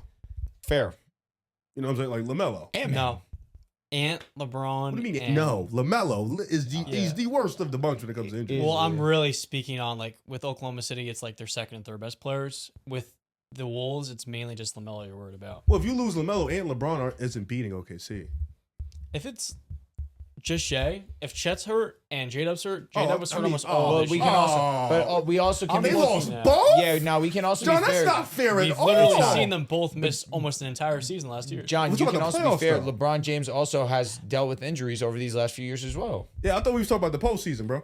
Come postseason, you're locked in. LeBron's gonna be there. I make that case because their second and third best players are just massive injury John, red flag. has Chet, outside his first year, missed the playoffs yet? Okay. But No, no, no, even no, no, then, no, no, no, no, J-Dub no. as well missed almost Yeah. 70% this Jada year. matters. Jada And he was matters. hurt the And prior I was year I was playing fine with you through saying his- J-Dub. You said both. I don't really care deeply enough to really go into a full spiel about it, but I just feel like in any given year, Oklahoma City has 2 major injury red flags. I don't disagree. Well, I mean, ultimately- Chet But then you missed- can say that about Minnesota. Wait, so John, Okay. if Now let's they're- say yeah, let's say they're all healthy, do you think Minnesota can beat OKC even if they're healthy? if both teams are full Both teams are no, fully healthy. probably not. That's why I'm With saying LeBron? no. No, I think no. I don't think so. With LeBron, I'm bugging. They have a lot of shooting on that team. You've seen when you put shooting next to LeBron James, it leads to one thing. It would be a competitive series, no doubt about it. But I think I'd LeBron. take They would OKC. easily be the better shooting team of the two if they matched up. Defensively, They're gonna you pick apart take LaMelo. OKC easily. gonna LaMelo's pick going to get apart broken down. But who do they have backside? Rudy Gobert. Who do they have that can still guard on the perimeter? Jaden McDaniels. Jaden LeBron. can't guard us yet. Not many can. Not many can. Yeah, Jaden can't guard us yet. It'll be a tough match. I mean, listen, SJ's going to get his. I mean, SJ's going to get his. But They've- who's going to guard Ant-Man? I got a few. So there's really only 2 teams you feel like he can win with. That's Miami and I Philadelphia. think it's the East for him. Okay, so no team in the West, and I don't want it like, wouldn't be Cleveland, even though, I mean, talent for talent. If LeBron went to Cleveland, it'd be a more talented roster than Miami, and also maybe not Philadelphia, I but disagree. I they'd be more struggled to reliable. say disagree. Miami though. Like, I I disagree. struggled to say like Because Spo counts as talent. As No. neck as that sounds, he counts as talent, and it's Giannis and Bam. what's Cleveland's problem? culture. They Forget don't the have a coach. number I one. mean, on court, they have too many weak links out there that they can pick apart. It's just a weird group of and stars. then the rotations they put in add in more weak links. LeBron yeah. doesn't fix I mean, that. He helps the offense. I just do think it's a feel lethargic like- group. I do feel like It's a good LeBron word. James going there can re-energize them. you can't make somebody who can't guard. He- Like and I think, that's- I think LeBron can. Well, he can fix other things that Like are what? wrong with them, Say like their offensive flow at times. I think Mobley gets a boost. Like Now now, saying that for now like instead 2 of years. now instead of Harden Yeah. becoming the main initiator deep into a playoff series that you need, it's LeBron. Mobley wasn't bad this postseason. No, I he don't wasn't. know. He was really good. I've never wasn't. said he's bad. He was but arguably their best player. You're what you're expecting for. I know what you're expecting for. We haven't got that yet. I'm going to say this about Cleveland, and it's why I find myself having a hard time buying in. On your front court and your back court, you are made up of 2 similar styles of players. You have 2 really good defenders that have minimal offensive upside, but like any given night, they can pop off and explode, but like they're so inconsistent offensively. But they give you a good baseline defensively, even though their offensive game is lackluster. Here's our backcourt. Really great offensive players that stink defensively and now have moments come playoff time. And I say now because Donovan has kind of shown us in the past that he is a playoff riser. And this past He postseason ain't a playoff was riser not anymore. good. But now you have a backcourt that is not good defensively. And some nights not good offensively either. So what am I getting that's a strength when it all comes together? I just think it's the LeBron factor. I think LeBron's presence makes everybody better there.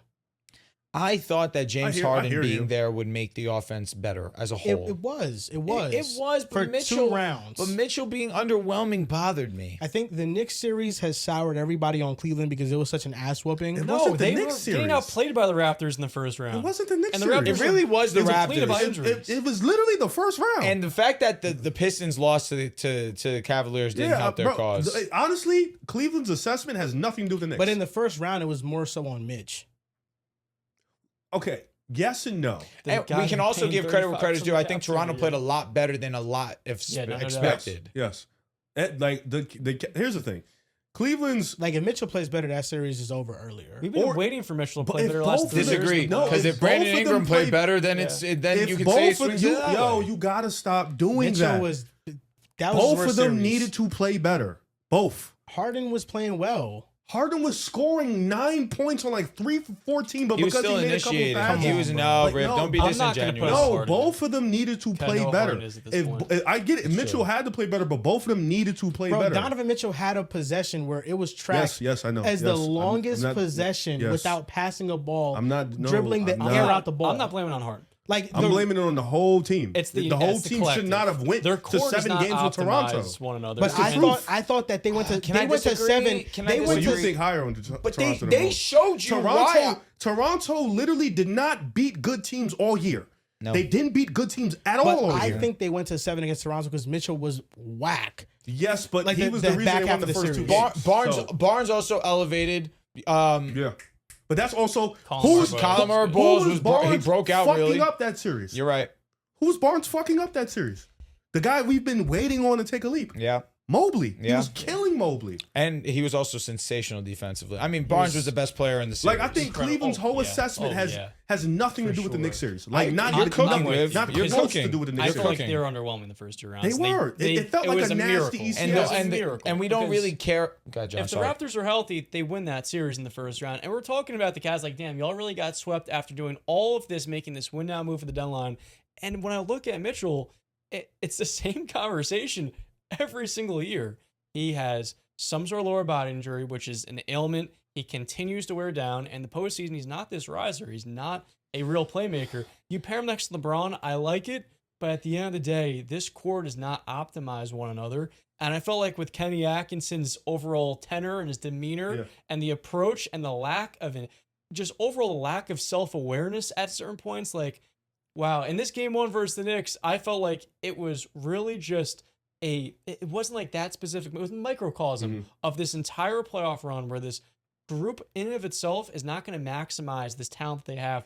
They should be better than what they are, but these players don't optimize one another to where they can be better. I think the sum of their parts. I think I misspoke. I put it not just on Harden or even on Mitchell. I put it on the collective, like John said.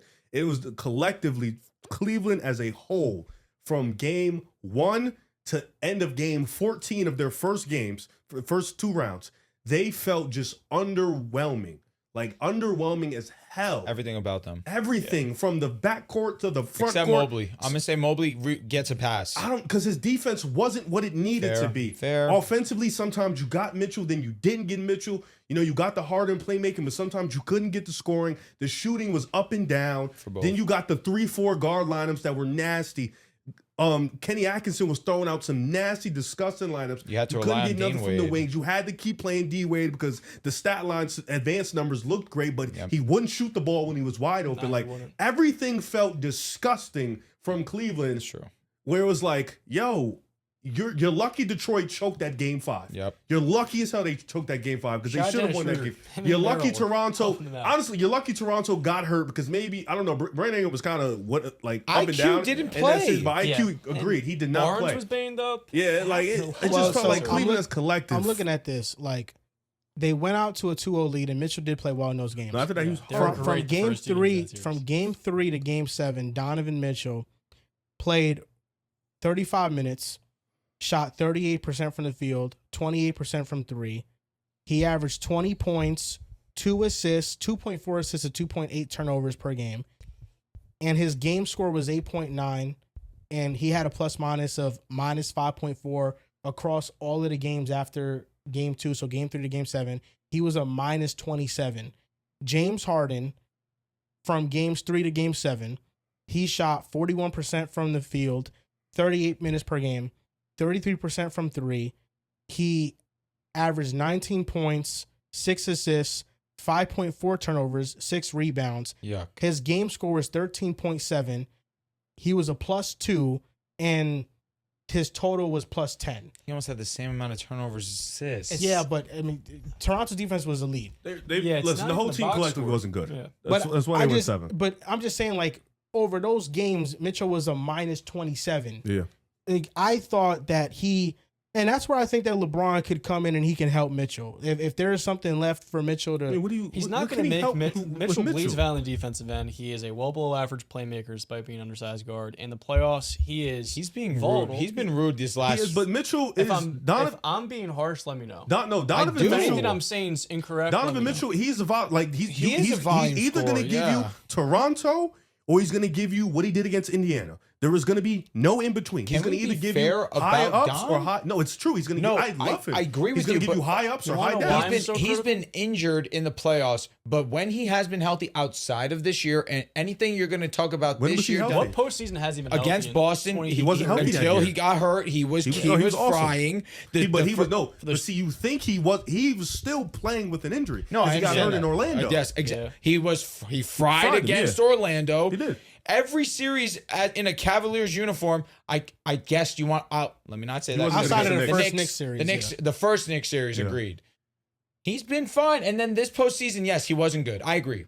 But every other time you've seen him in a playoff setting, in a Cavalier uniform, in a Jazz uniform, he has met the moment. It Except seems Dallas. like a lot because it's Dallas. separated by Yes, years. yes, yes. Anytime he's played Brunson. It seems like a lot because it's separated by years. Yes, But Brunson's a when, daddy. when we look at the totality of Mitchell's Cavaliers playoff career, first series against the Knicks, underwhelming. Yes. Label that, let's just say, a bad series, right? It was. Even though that was the one series he was healthy in. Yes, he was bad.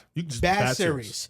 The next year, they Orlando. beat Orlando, great in that series. They run into Boston. He's He played injured. like 3 games. The Hamstring team was injury. dealing with injuries. Yeah. He played great in that series. So that's one bad series to 2 great series. Then the very next year, They're the one seed. They're the one seed. That's when Miami, the team but falls Miami's apart. Miami. he plays great. So there's 3 good series. Yeah, and then then in the second Indiana. round against Indiana, is that a good or It was good. It He was a had good the high series. numbers, but it was good. So It was- that's- Also considering that they The team was literally hurt. fell apart. So that's 4 good series right now to 1 bad.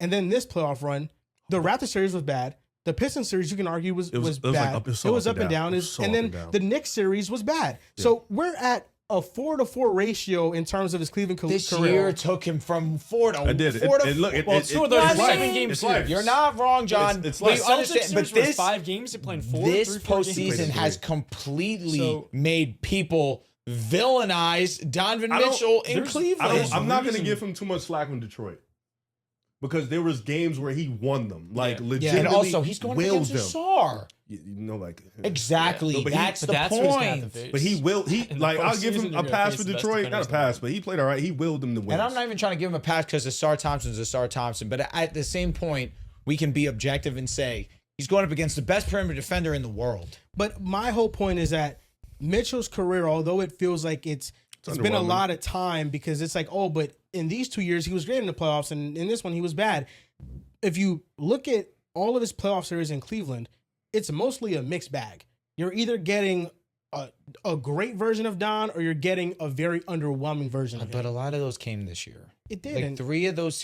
You and just he we was just his went health- over it. and he was his healthiest. Was he Fine. not his healthiest? Yeah. Who Mitch. this year? Yeah. Yes. Yeah, Yes. Most likely. Yes. I think he was hurt again. I do though. feel like he was hurt, but I think he got hurt again. He didn't feel like he was probably. playing with that same Everybody He was playing denying hurt. it, but Everybody's playing hurt. in I that will Knicks say series. we went into this postseason. I mean, look at Brunson. 4-1. His wrist was he had a he got a Brunson's cast a on it now. legend. He's a legend. But we just went into this postseason 4-1, good bad. That's what I'm saying. This postseason, That shit you dropped can't so bad, argue huh? it. He was not that great. He wasn't. Isn't it funny how the year that he makes the conference finals is his His least worst. worst playoff year? Sucks. They needed him to get there though. I They mean, did. there's a reason why I'm hypercritical of Mitchell. One, he's about to be making 35% of the cap, and when you're paid, They chose to pay him that. Yeah, and when you're shout out to Mitchell. I mean, I'm not gonna You're as a pocket player watching. like. No, I'm not. But as a team, if I'm paying you the second or third most in the NBA, Yeah, I'm or with if I'm you. the highest paid player in the NBA, I expect you to be a number 1, and I don't see him as a championship one. Yeah. In the regular season, I see him as an All NBA. Like player. how much does this change if Devin Booker's on Cleveland? Like we're viewing them as if they I get see it LeBron there, similarly. they I think would this win. contract's in a similar level. Maybe he's a better player than Booker right now, to be quite honest You with think so? Yeah, he was better than Booker this year. The other reason why I'm critical is that Donovan Mitchell is labeled as a playoff riser, and he's not been that. And part of it's due to injuries. Part of it as well is that he has underperformed in some of these series against the Jalen Brunson. And there are certain years where I felt like the Cavaliers have had injuries, and I'm not going to really fault it on the star player if your entire lineup's completely depleted.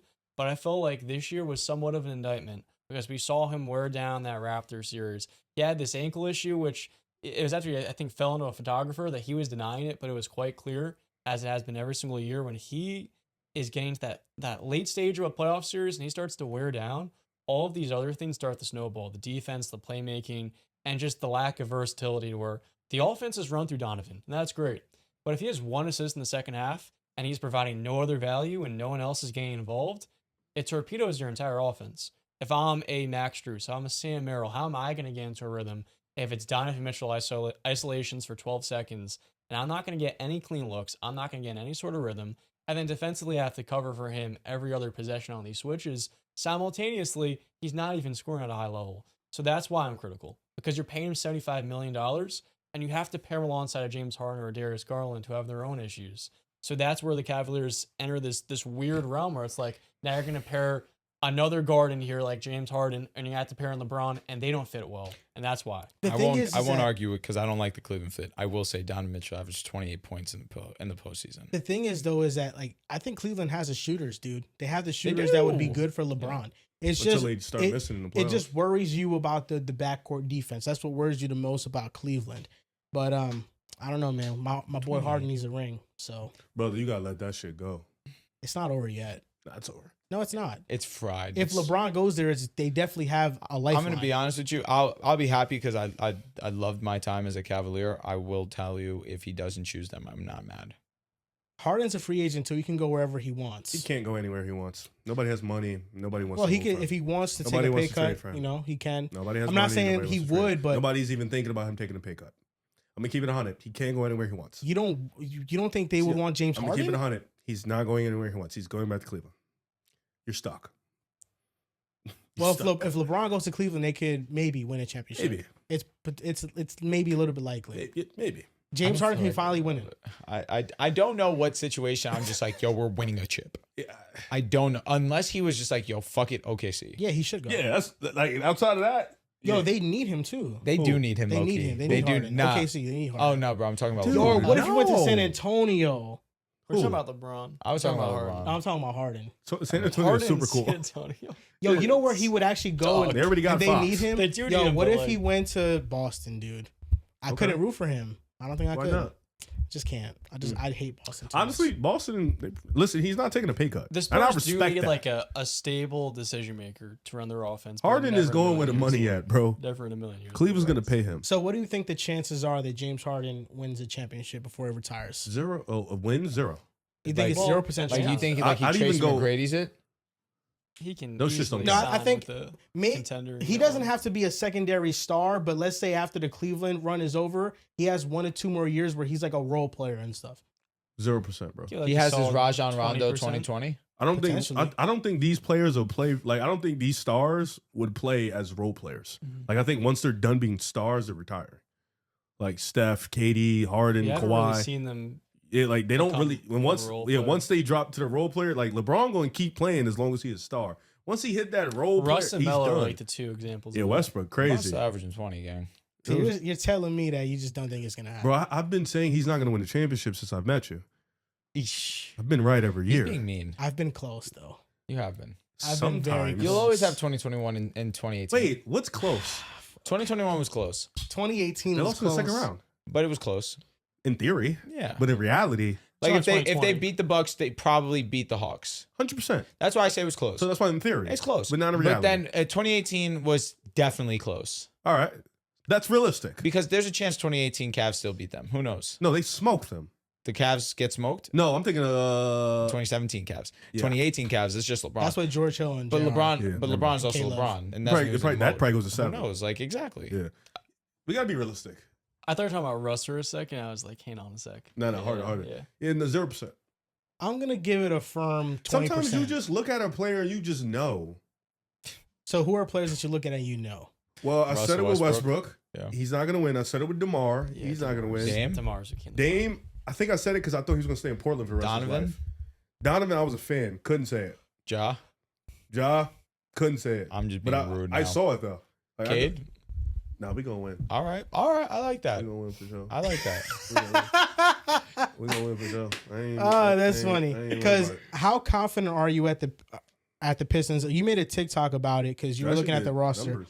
So Yeah. the Detroit What do you think? Pistons projected. Likes. Yeah, no. Oh, I was like, whoa. don't know, check. All Nice. right, I'll look. Okay. That'd be fire. for The the Detroit Pistons projected depth chart: Cade Cunningham, Duncan Robinson, Asar Thompson, John Collins, Jalen Duren. Off the bench: Dennis Jenkins, Okorie, Isaiah Joe, Kevin Herter, Javante Green, Ron Holland, Torian Prince, Paul So you Reed, just naming niggas. and then the third string center is Smith. So what's his first name?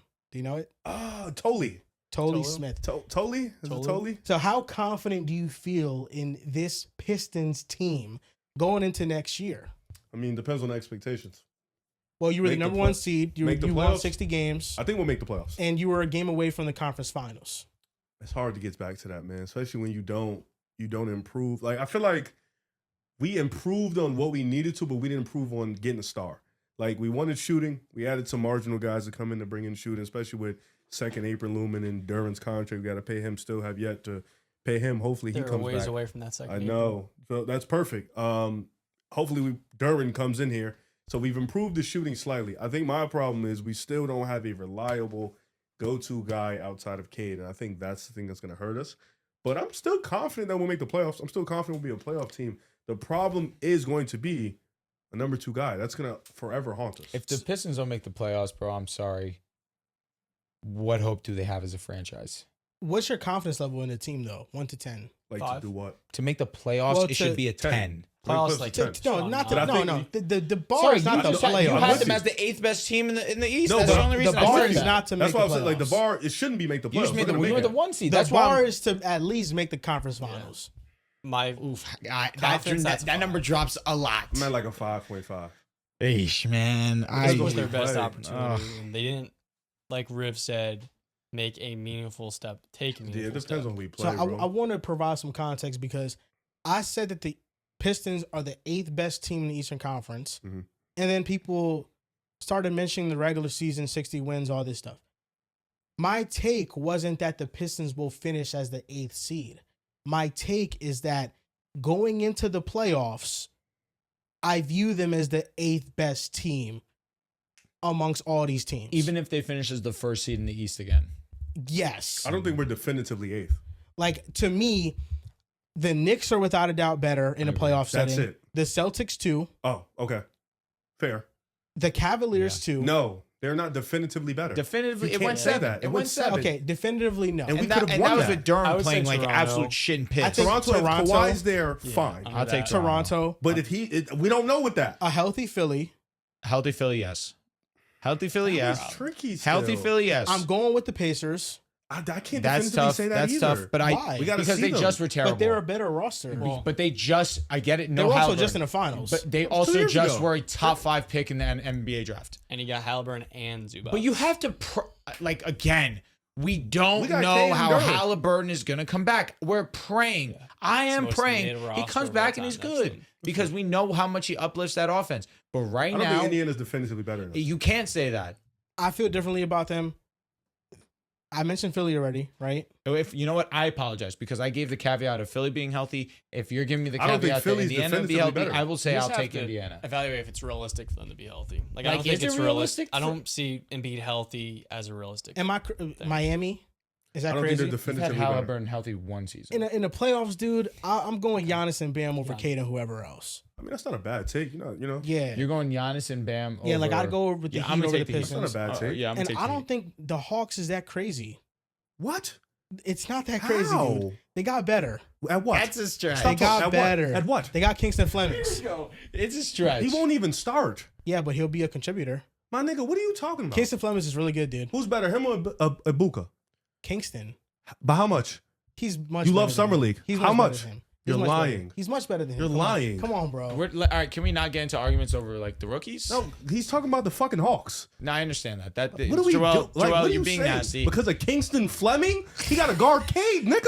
What are you talking about? Sorry, you're just making me laugh. No, what are we doing like that? Because of Kingston Fleming, I'm bro? gonna be honest with you, Joel. Their best player is Jalen Johnson, bro. Like, No. What The are we fact doing, that the bro? Hawks' best player is Jalen Johnson, Nah. it does lose. the me at list stops at Miami. Well, all I know We is can that laugh. They the gave Hawks the Knicks their the Hawks toughest fight in gave the the Knicks postseason their outside toughest series. finals. That's because all I CJ know. McCollum So was fucking carrying. what? Yeah, What do you So mean? fucking The what? historic playoff team, historic So playoff run. what? I blame you guys for that. Because once y'all turned it up, y'all beat the shit out Yo, of them. also, I'm gonna be honest. The Magic better than y'all. How? They just were They unhealthy. They might not make the playoffs. No. I'll be honest with you. I like that. I like that take. They might not make the playoffs. I like They it. might not get in.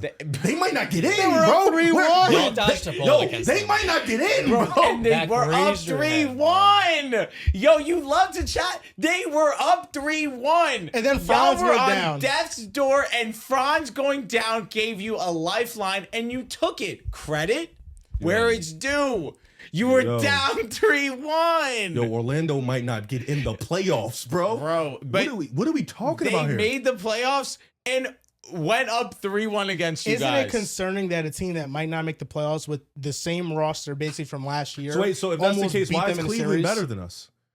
What do you mean? They beat y'all. It's Well, close. we went 7 games. The Cleveland No, ones. facts. we went 7 games. The Cleveland one's close. The only one who objectively dominated you guys when healthy was the Magic, in my opinion. That's just my opinion. I mean, that's fair. The Magic was beating y'all at your own game.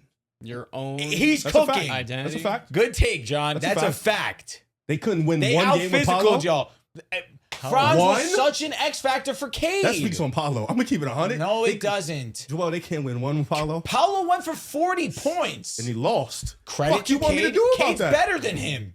Cade's better than him. No, the Newsflash. Pistons had Didn't a have crazy no one comeback else and to won. score. Which? Oh, you talking about Game 6? Yeah, they had a Yes. crazy comeback. So, Resilience. I mean, I just Credit. think I give if y'all was credit. Franz That doesn't, shit was if, different. Franz getting if hurt. Franz doesn't go out, I think they win that series. Okay, Yes. did you? Okay, Is that caps? wait. Hold on. So you think Orlando's a better team than us? Talent for talent, they look better than y'all. So you think they're better? Yeah. What did y'all do this offseason that made What me did they feel do? nothing? Well, they couldn't do Nothing. anything. And you But didn't what think they were did better than y'all us do? last year? But they're I- just I- getting- Wait, y'all wait, do? no, because now we're being stupid. You guys didn't think they were better than us last year. They didn't do anything. We didn't do anything. No. So the opinions should stay the same. No. They were up 3-1. No, we didn't They think they were lost better than y'all, Franz. and then they played each other, and the Magic, when healthy, were better. Cap or fact? The Okay. biggest thing is Franz, the hope of him being healthy because he wasn't last year, and He's never Sean been Sweeney being their new head coach if he can optimize. I mean, you know how I feel about offensively, Franz. What'd you Sean say? Sweeney. Oh, okay, yes. You know how I feel about Franz. I think Franz is the best Magic player. That's how I He's the feel. best. Oh, I mean, His yeah. presence on Cade was just so obvious. Okay. That it I just. mean, that's fair. Like the If problem you with think the Orlando's better, Pistons, I don't care. and this is why the confidence the confidence For Atlanta. level. Because Atlanta was fucking nuts. Atlanta love that. did just give the champions their best series. And Jalen Johnson can improve. We He beat could. the shit out of them every time we played them. Yeah, you did. So what? Because they got 2 games off of them. You're not What wrong. are we even talking I about? don't like the opinion. Because the I matchup don't doesn't like even. it. We would beat the shit out of Atlanta. I like Kingston. Like the matchup don't even You make gotta sense. stop with the Kingston. I like Fleming Kingston point. Flemings. I like Ibuka. Okay, I like Kingston. Can a I lot, ask you a though, question? Is there 5 players you're confident on the Pistons? in a playoff setting? No, just like yeah, bro. Like That's a good 5 question. 5 players. Cade, Of course. Asar on defense. Absolutely, but the fact that he Already may got his become condition. unplayable. Sorry, guy. What is that? Sar on half You got half a the condition by game. the second A time, condition dude. on the second player was fucked up of John to say, but he cooked. What do you say? He said that the fact that on the second player you threw a condition out already Oh, speaks yeah. volumes. Because on defense. Because the You defense. understand. It's The offense a little generational, but funny. Defense. He needs to sex work on the on his screen. yes. Sex on the screen. The player 3. Duncan Robinson. Yeah, that's it. The Duncan Robinson. That's it. That's it. 3 players. That's it. Like Not trust. even Jalen Duren. He's not Wait even and see. signed. Nah, dude, Wait, how see. did Not this team even win signed. 60 games? How did they win Because 60? of Is right. Cade Cunningham. Well, they The were winning defense. without him when he went out too. We played the Bulls.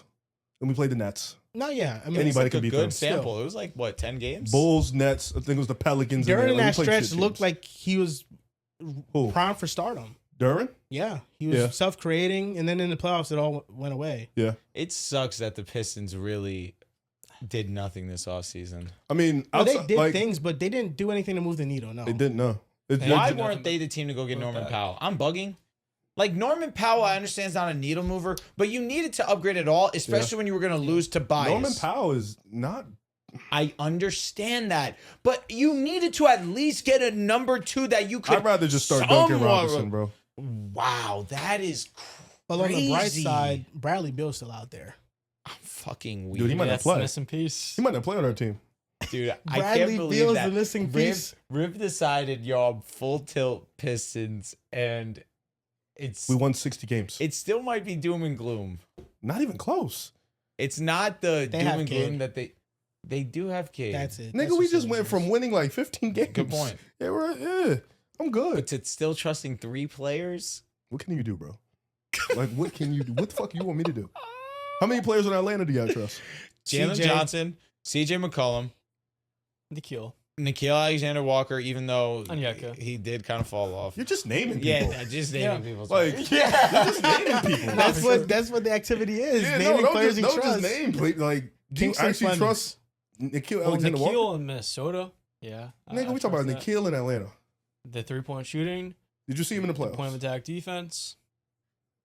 6-game series. 6 games. Is there In any the regular season, he was one of the worst ISO creators in the league. regular season?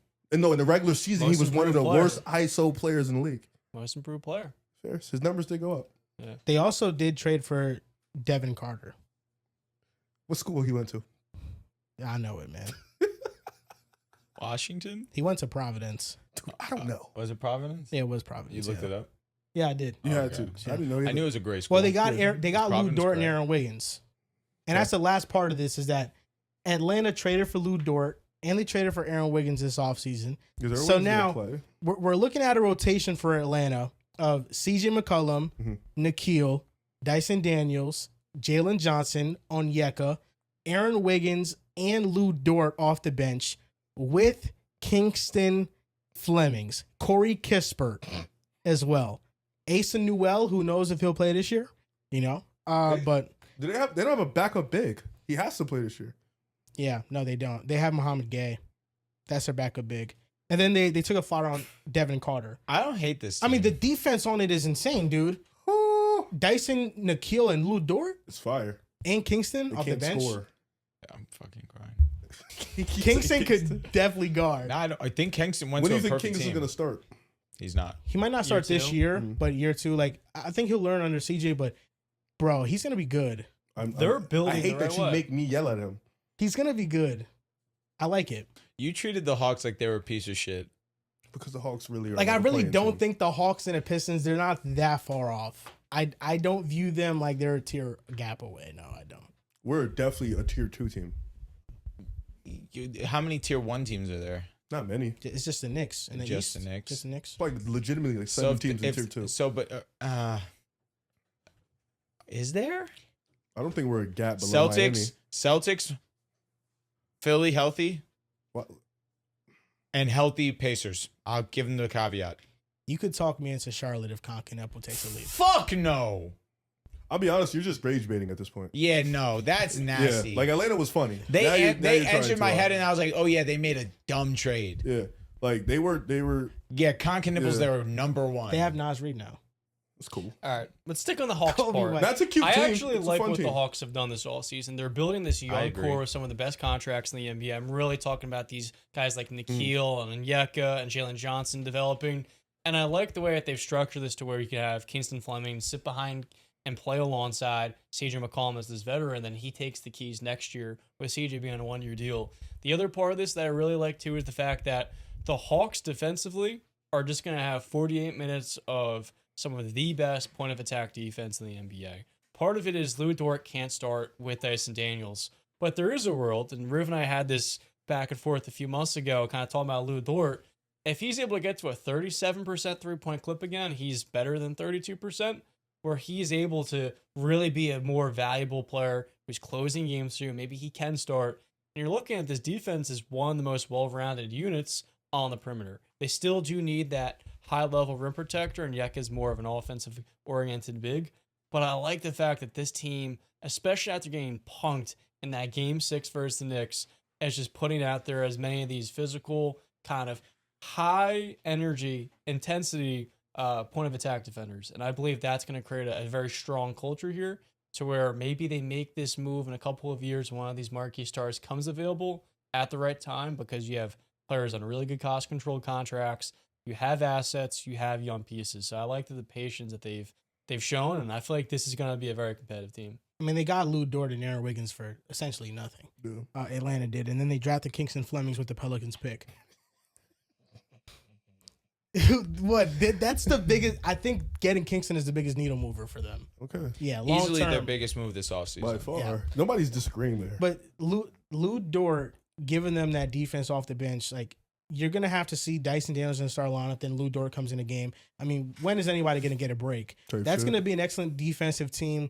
their ceiling really rides on Jalen Johnson's half-court development. If he can develop into a better player in the half-court, then I think the Hawks become a dark horse team. I think they have the depth in place. They just don't have the top-end talent to really compete with the best teams in the conference. Dark horse. But, I mean, they do. I mean, they're... Dark horse for what, though? That's I don't. Like I'm when not you trying to say be funny. dark horse, what do you actually For what? mean? Dark horse for what? to make a run. To Like a what For type of run?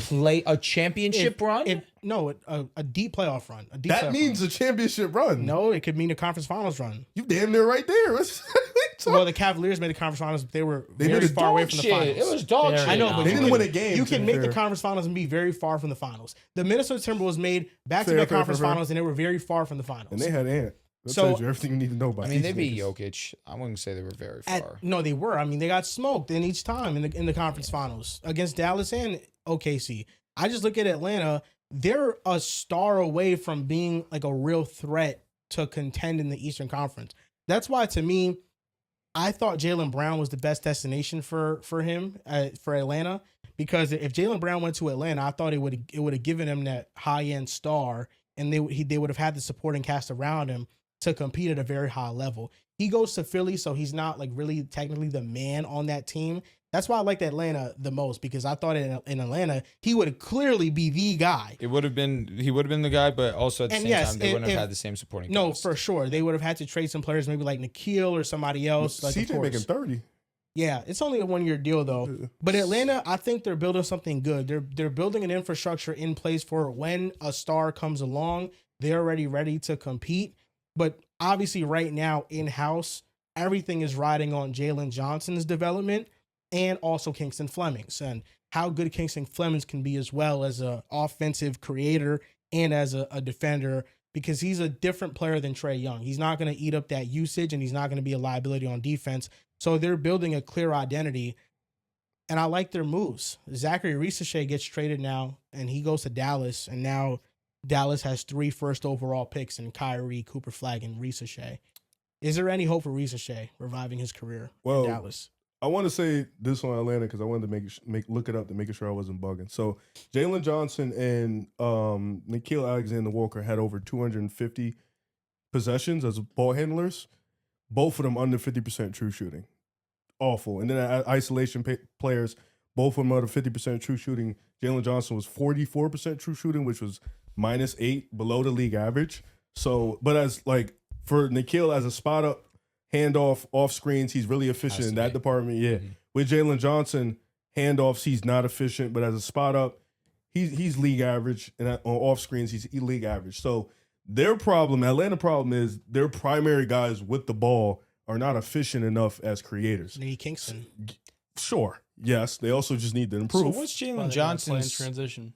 elite Very trait? much, yeah. Is More it than just that anyone else. Jalen Johnson's a Swiss Army knife, can do it just all? passing and Well, his is transition. transition. His transition Average offense almost is 8 assists elite. a game. Yeah. But no, I mean, to me, what it sounds like, those players need to get better, but it Yeah. sounds like they needed a table setter, and that's Kingston Flemings long term. I mean, yeah, but you said they're dark horse this year, so they need them this year. No, I didn't say they're dark horse this year. I said if Jalen Johnson So we can just- develop. Right. What are we just giving dark No, horses for down the road? No, I mean, When yeah. do we do that? Yeah, they We can just- be. What do we, Yeah. John? Are we allowing I've this? chatted a few times tonight, so I'm not gonna. John, are we allowing What do this? you John, mean? you can't. I John, I didn't know he's we were giving them a operating. dark horse for down the road. When I do we can't do get- that? I can't get mad about Down it. It's down just- the road is I'm not taking it also seriously. I'm not taking it. down the road is also serious 7 then. months from now too. That is down the road. That is the Is it this season or future. not, bro? If Jalen Johnson improves in a half court, yes. Okay, that's what I was asking. Yes, it's riding on Jalen Johnson. Dark horse this year. If Jalen Johnson improves his game and is actually a half court creator, Yeah. which to me, I don't feel like that's a this year thing, but if that does happen, then yes, yes, they are. It all rides on Jalen Johnson's development. I don't disagree. I don't either. Joel, you just you're choice killing of me. words, You're dude. killing me. They You're do killing get me. me. You're killing me. They're good ones. I'm not going to say they're not, but But that's why they needed a Kingston Flemings. That's why I think Kingston's oh my perfect. god, Yo, I'm if I tired of hear his hearing name his one more time, name. The Kingston Flemings. Dude, he's good. He is He gonna was be so good. quick with his passes in summer He is league. good. He didn't hold on to the ball at all. It didn't stick to him. Yeah. He's just a quick decision maker. If the scoring Everybody at this table loves him. if the scoring can come around for him, then we're going to see a special player. Well, he just needs to be a table setter. That's what it sounds I mean, that's like what to they me. drafted him for. You know, that's why I love their future. I really do. I like Atlanta a lot. I don't hate it. And Dallas. So Reese Shea just gets he doesn't get a minute of airtime. You don't think so? I mean, what I'll killed give me him was that you were like, Dallas have 3 number 1 overall picks.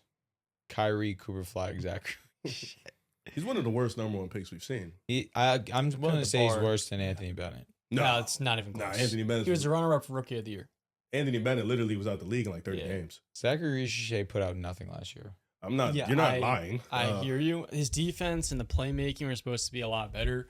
At the end of the day, he's a respectable shooter and rotation player to me. I expect him to be someone that can definitely be a rotation. Is she gonna guy. get more minutes than Max Christie? The question is whether or not he develops into like a high-end starter. And I said to you like a year ago, I'm like, the high-end outcome for him is like Nicholas Batum, just from an archetype standpoint. He's very far from that defensively. But I also believe in Dallas that they're taking all these swings because they don't have all these draft assets, and they're going to give them opportunities. The issue is that they have like 5 power forwards. So I think it's time to move on from a PJ Washington or a Najee Marshall, who I like a lot, but I don't believe they fit the makeup of this young core with all these power forwards. But for Reese Shea, people have been bagging on him. His rookie year, people are optimistic like this can be a really good role player. The first overall pick tag is a little bit ludicrous because he never should have went above an Alex Sarr or a Steph Castle. But at the same exact time, that doesn't mean he can't be a quality rotation player. At least back then, I was optimistic that he could be a starter. But I'd say from this point forward, I think you're really just hoping that he can be a average 3-and-D guy, kind of like a Dorian Finney-Smith. And if you're getting that for Dallas, that's a great player to pair alongside Cooper Flag. And I'd say I'm a little bit optimistic. I know everyone's bagging on him, but I could see it working out. Does it move you in any way that Trae Young commented on his post and said, "Yeah, shout out to you. You finally free." Yo, I'm gonna give it. I don't give a fuck what Trae Young talking about. He said you're finally free. Like, go ball out. He just be saying shit. I'm sure Trae Young hates the Hawks. They traded him for a bag of chips, and then they went to the playoffs after that. Bag of chips to CJ McCollum. Please respect him. Well, at the time, it was legitimately a bag of chips. I feel like I believe that Atlanta won that trade. Yeah, we that's the problem. No, without that's doubt. legit the problem. Like, you were all-star caliber player 2016, But 12. Trae Young killed last year when he played. Who cares? So is 5 this a games, bad time yeah. to say that?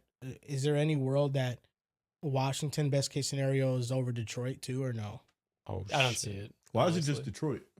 Because that's the measuring stick of the podcast today's Number 1 episode. seed? I respect Yes. that. 60 wins? Yes. Washington has so much to The figure out. worst I 60-win don't team think, of all this year. time. Hey. Sorry.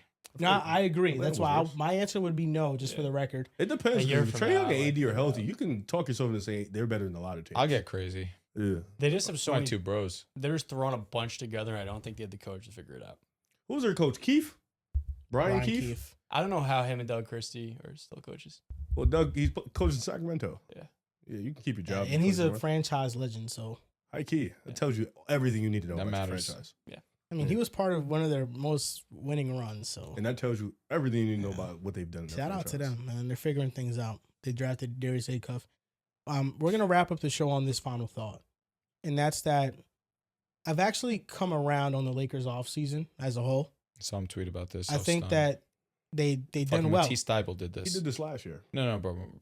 This thought swayed because of Matisse Thybulle. Let's just understand one thing: if LeBron, I'm fucking out of my mind. LeBron is willing to take a minimum for any other team besides the Lakers.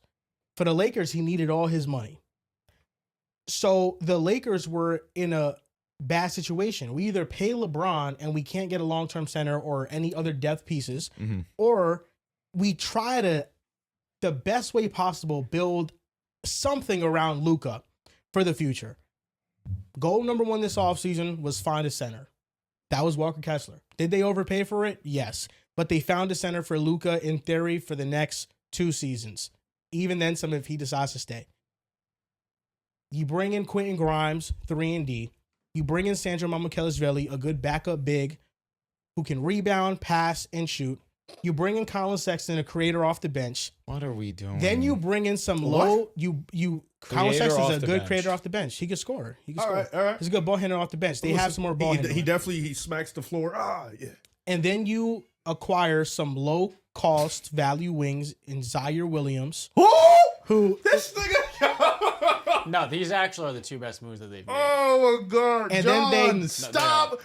Stop allowing Zaire- that I'm behavior. gonna have something to say in a second. Zaire Williams played good defense in Brooklyn. I mean, yeah, it wasn't hard. No, it wasn't. But Zaire Williams, all he's asked to do is come play defense. Yeah. He's on like $3 million per year, and then you bring in Matisse Thybulle, another defensive wing. I mean, dude, based on what was available to them, they did the most they could do. I told you this would happen. I said this would happen. And then they drafted Cameron Carr. That was a good pick. That's the pick. Best move of the honestly, offseason. you couldn't And tell in us Summer quick League, enough. Theodore played well. Good pick. I told you this was going to happen. I said that the Lakers were going to rush the Luka Doncic experience and fuck it this offseason. They have. I don't think they've rushed it because they punted the season. And they've also done it by giving all these guys 4-year deals who are probably not going to age very well. Because, I mean, doing everything they could is nonsense.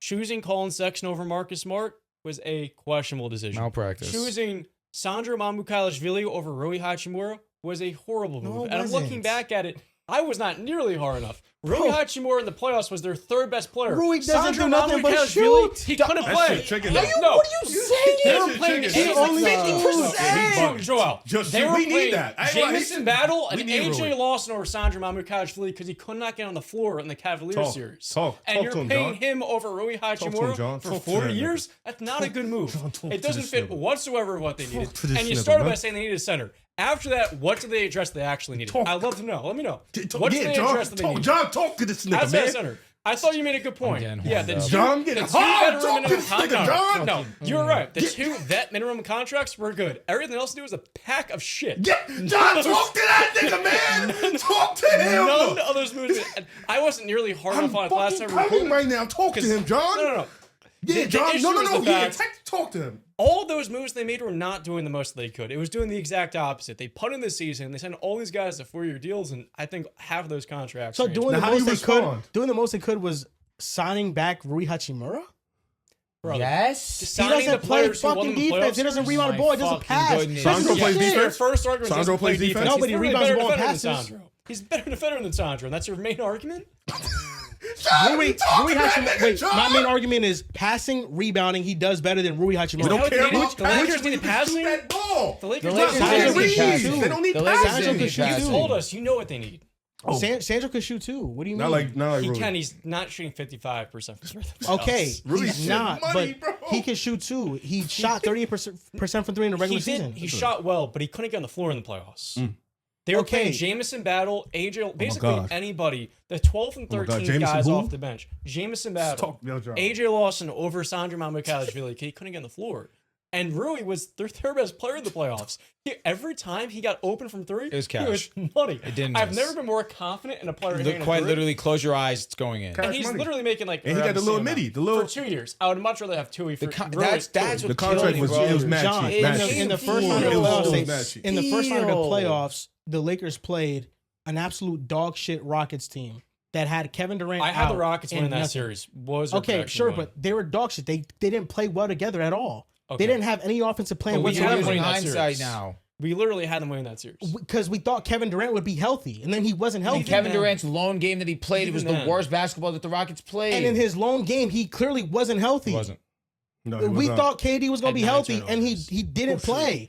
And they had nobody out there. Reed Shepard was getting minutes for them, and he was garbage. It was garbage. Like, so, I mean, was. the Rockets, that clearly was not a playoff caliber team that we That's saw in not playoffs. the only series that Rui's performed in. He's performed in almost every single series. literally Actually, every single series one. in Listen, the playoffs. Minnesota, Rui is a every single one. fantastic shooter. You will not get a rebuttal from me on that.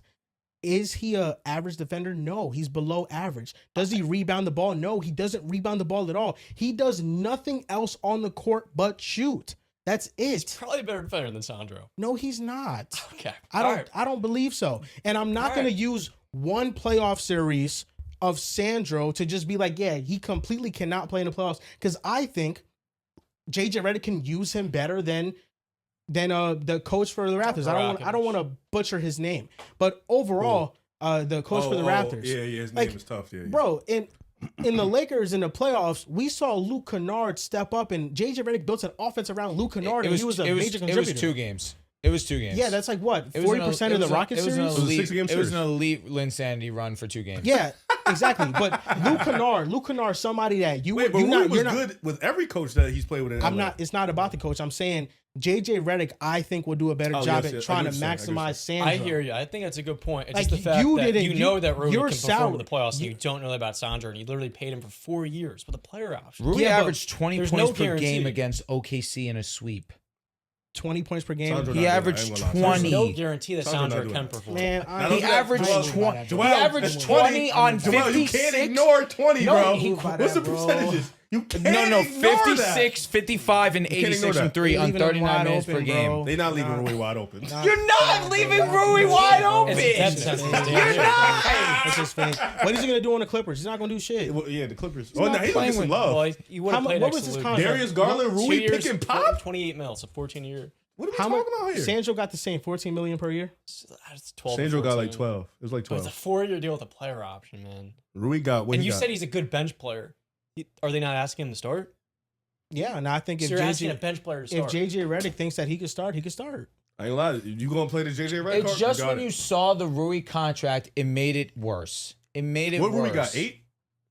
No, 2 no, years, no, 16? no. 2 of 28, 14 million a year. Like, That's bro. the thing is that I don't I'll hate pay it. 2 that. years. the I don't hate reason that. why they picked Sandro probably over Rui is because Sandro can shoot and he can do other things on the floor that Rui cannot. Rui cannot grab a rebound and go coast to coast down the floor like Sandro can. Sandro multiple times was a point forward for Toronto. Listen, I understand if you want to use a 7-game sample size in the playoffs to just disregard what Sandro was in the regular season. But in the regular season, he was legitimately one of the top 6 men in the league, and he was one of the 5 players in the 6th man of the year race. Like, he was very impactful. He can grab boards, go coast to coast, handle the ball, and pass. He can spot up. He can shoot. He can do more things on the floor than Rui. And I don't think that just because you look at Rui's playoff sample size and that's like the end all be all. At his position, he needs to be able to guard and do other things, and he just Sometimes you doesn't. need to be able to just shoot that ball. Yeah, but I think Sandro can shoot as well. Yeah. That's the thing. Is Bro, I what think you he can looking at? shoot. Your face was giving. I mean, I don't Is a think he's a Luka bad Doncic shooter. offense can play in transition? No. And that's Sandro's appeal over Rui. That's like the selling point. Well, you don't play in transition all the time, but if Sandro grabs a board, he can He can push definitely it. Who's push running it. with him? I mean, Rui can't. Not He Luka. can't. Rui can't put the ball on the floor. You don't need You to. don't need to. That Luka and Nelson motherfucking Reeves. money. But it helps being able to have people that can put the ball also on the we've floor. seen the ball get I put get to it. Rui in that fucking the little wing box Yeah, you area can't and the create free throw offense, like a extended. little bit. He'll go, hit, Yeah. And turn plus, around, with a shoot Luka right over the Reeves offense, top. How many people do you want actually putting the ball on the floor? Yeah. Well, it depends in the minutes that Luka's not on the floor. I mean, You want Reeves I on the like ball. to look at it like, yeah, you would like him to be a better decision maker, but he can't give you shot making. mean, I You got think- Colin I Sexton, think the but best- he need that rock. the best thing that the Lakers did is that now in the minutes without Luka or Yeah. Reeves off the floor, you have more players that can handle the ball. Okay. Last year, they didn't have that. Mhm. LeBron, now he's gone, right? So really, outside of LeBron, if it's not Reeves or Luka, who else can really put It's the ball on the Marcus floor? Smart. Marcus Smart, yeah, I would say sometimes. But you don't really trust him with like decision making and shot selection. So that's like Who do a you thing. trust with decision making right Well, now? Colin also Sexton? Luke Well, Kennard. offensively, I think Sexton is better than Okay. Marcus Smart. And Marcus Smart, I think there's some revisionist history going on because Marcus Smart was excellent this past season, and he's built You a. could have kept him for that Matisse It was contract. like or that He's- Quite year. literally, there's 6 no mil. reason why you should have Yeah. gave Sexton that money and not He's Smart. been amazing for most of his career. Mhm. Before he got to LA, I mean, we got into this argument in the offseason about it. You didn't even think he'd be healthy because he hadn't been healthy for like 2 to That's a 3 fact. years at that And point. then he was healthy. So the Lakers probably viewed that and said this might be an anomaly that he's healthy, so we don't want to go with him. They brought in people that can be more durable. Ironically enough, it was a similar situation last offseason when we all said they should have re-signed DFS, and we didn't know they would not be the same player coming off an ankle surgery, but the risk was so low because he signed for $6 million a year that it was worth, all right, if Marcus Smart's going to be hurt, so be it. But we all said this is a great move if he is healthy, but we don't know. No, I so agree. that's where it's But that's the thing is like that's why these things need to play out because last year it was a death sentence that the Lakers lost DFS, Mhm. and a year later DFS can't even crack the rotation That's a for fact. Houston. That's a fact. And it looks like one of the worst role player contracts in He's for the got next 2 dumped to seasons. Charlotte. So yeah, I didn't even realize he got traded. So yeah, he just got dumped to Charlotte because the contract, That's they a wanted to fact. get off of that. So I don't think that it's right now a death sentence that the same regime chose to move on from Smart and Rui Hachimura. Would bringing back Smart be good? Yes, I think it would have been good. And I thought they probably should have brought back Rui, but I think the moves that they made this offseason weren't all that terrible. It really all banks on Walker Kessler. And you like Walker Kessler, no? I love Walker. He was Kessler. overpaid Okay. no matter how I you- like the how you- players, but how it's you do hard to argue they fit anywhere near the criteria of what the Lakers needed. No, I mean, What what the Kessler Lakers is what on they the way. needed, but they just overpaid. what for the him. Lakers needed was unrealistic to attain. Correct. Because anything what the Lakers need is to compete with San Antonio and OKC. There was no move available this offseason that could have gotten them to that level. No. It just didn't Which exist. is why you shouldn't have sent 3 firsts to the crib That's for why, Utah. just wait. Because you just admitted. Just wait. You just admitted that there was nothing they could have But done. those 3 firsts are late firsts. One was You hope- 2031. You hope. If Luka Luka might not be there. yeah, in 2031. exactly. But they're banking on Luka being there, and if Luka's there, those are probably late firsts. But if you just admitted that you feel like, I mean, I think we could all agree they weren't going to get any closer, which is why overpaying for Walker felt a little bit of a reach. Well, I like the moves that the Lakers made outside of the core guys. The core guys were fine. You getting Luka a long-term center was the most Yes. important thing. They did that. I've always been a Grimes optimist. I love Grimes. I love Quentin What was Grimes. that, That 3 years, motherfucker 60? is mid. 4 years, love, 60? I love Quentin Grimes. I want do. Quinn Grimes to be good so bad. He's so average. I love Quentin Grimes. And then I'm a yeah, Quinn Grimes optimist. I think that's so fair to say. what they did, like the moves on the margins they did, I don't think they were terrible. No, I Matisse don't. Thybulle shit, like people being moved by that, like Walker Kessler's an objectively bad move. And Zaire Williams. He's for 3 years. it just bothered me that the Matisse Thybulle shit has people swayed. Like He's a good who defender. the fuck has gotten Like, hyped to me, about Matisse Thybulle in I just saw 2026? I just saw a Lakers team with a JJ Redick game plan. Obviously, they got swept against OKC, but every game felt close, and you just gave him more talent to work with. Like I feel as if that there's some room here. There's John not feeling there's some this, bro. ceiling. I get sweeps being closer, but when OKC put the pedal to the metal, it was a blowout. And even at the end of the day, in the Western Conference, the only teams that you can 100% convince yourselves are better than the Lakers are. It's only OKC and San Antonio. I feel like Minnesota's better. Minnesota, you can argue, but with Luka and Reeves in that series, you think you have a good chance against them. But Minnesota has beat them before. It's a different dynamic now with LaMelo I Ball. walked them too. Yeah, God. For real. it's a different dynamic Yeah. now with LaMelo Ball. We'll see how that pans out. But no, like Nuggets? the Lakers are in what? Nuggets. I don't know if the Nuggets are clearly better. No, I don't think so. They got a lot to figure out. I think the Nuggets defense is a huge concern, and they don't have the they're rim healthy, protector. I don't know, man. They don't have Kessler either. They're also a clown show. They have reporting- Jokic, but Jokic is part of their rim protection problems. True. They don't have the point of attack defense either to deter perimeter players. Like to me, the West to me is OKC, San Antonio, Minnesota. Then Denver and the Lakers are vying for the 4th place. That's how I feel like it feels. So even with this disastrous offseason, the Lakers at bare minimum are the 5th best team in the West. What about the Warriors? Oh hell no, no, they're not better than the Lakers. Jimmy Butler healthy?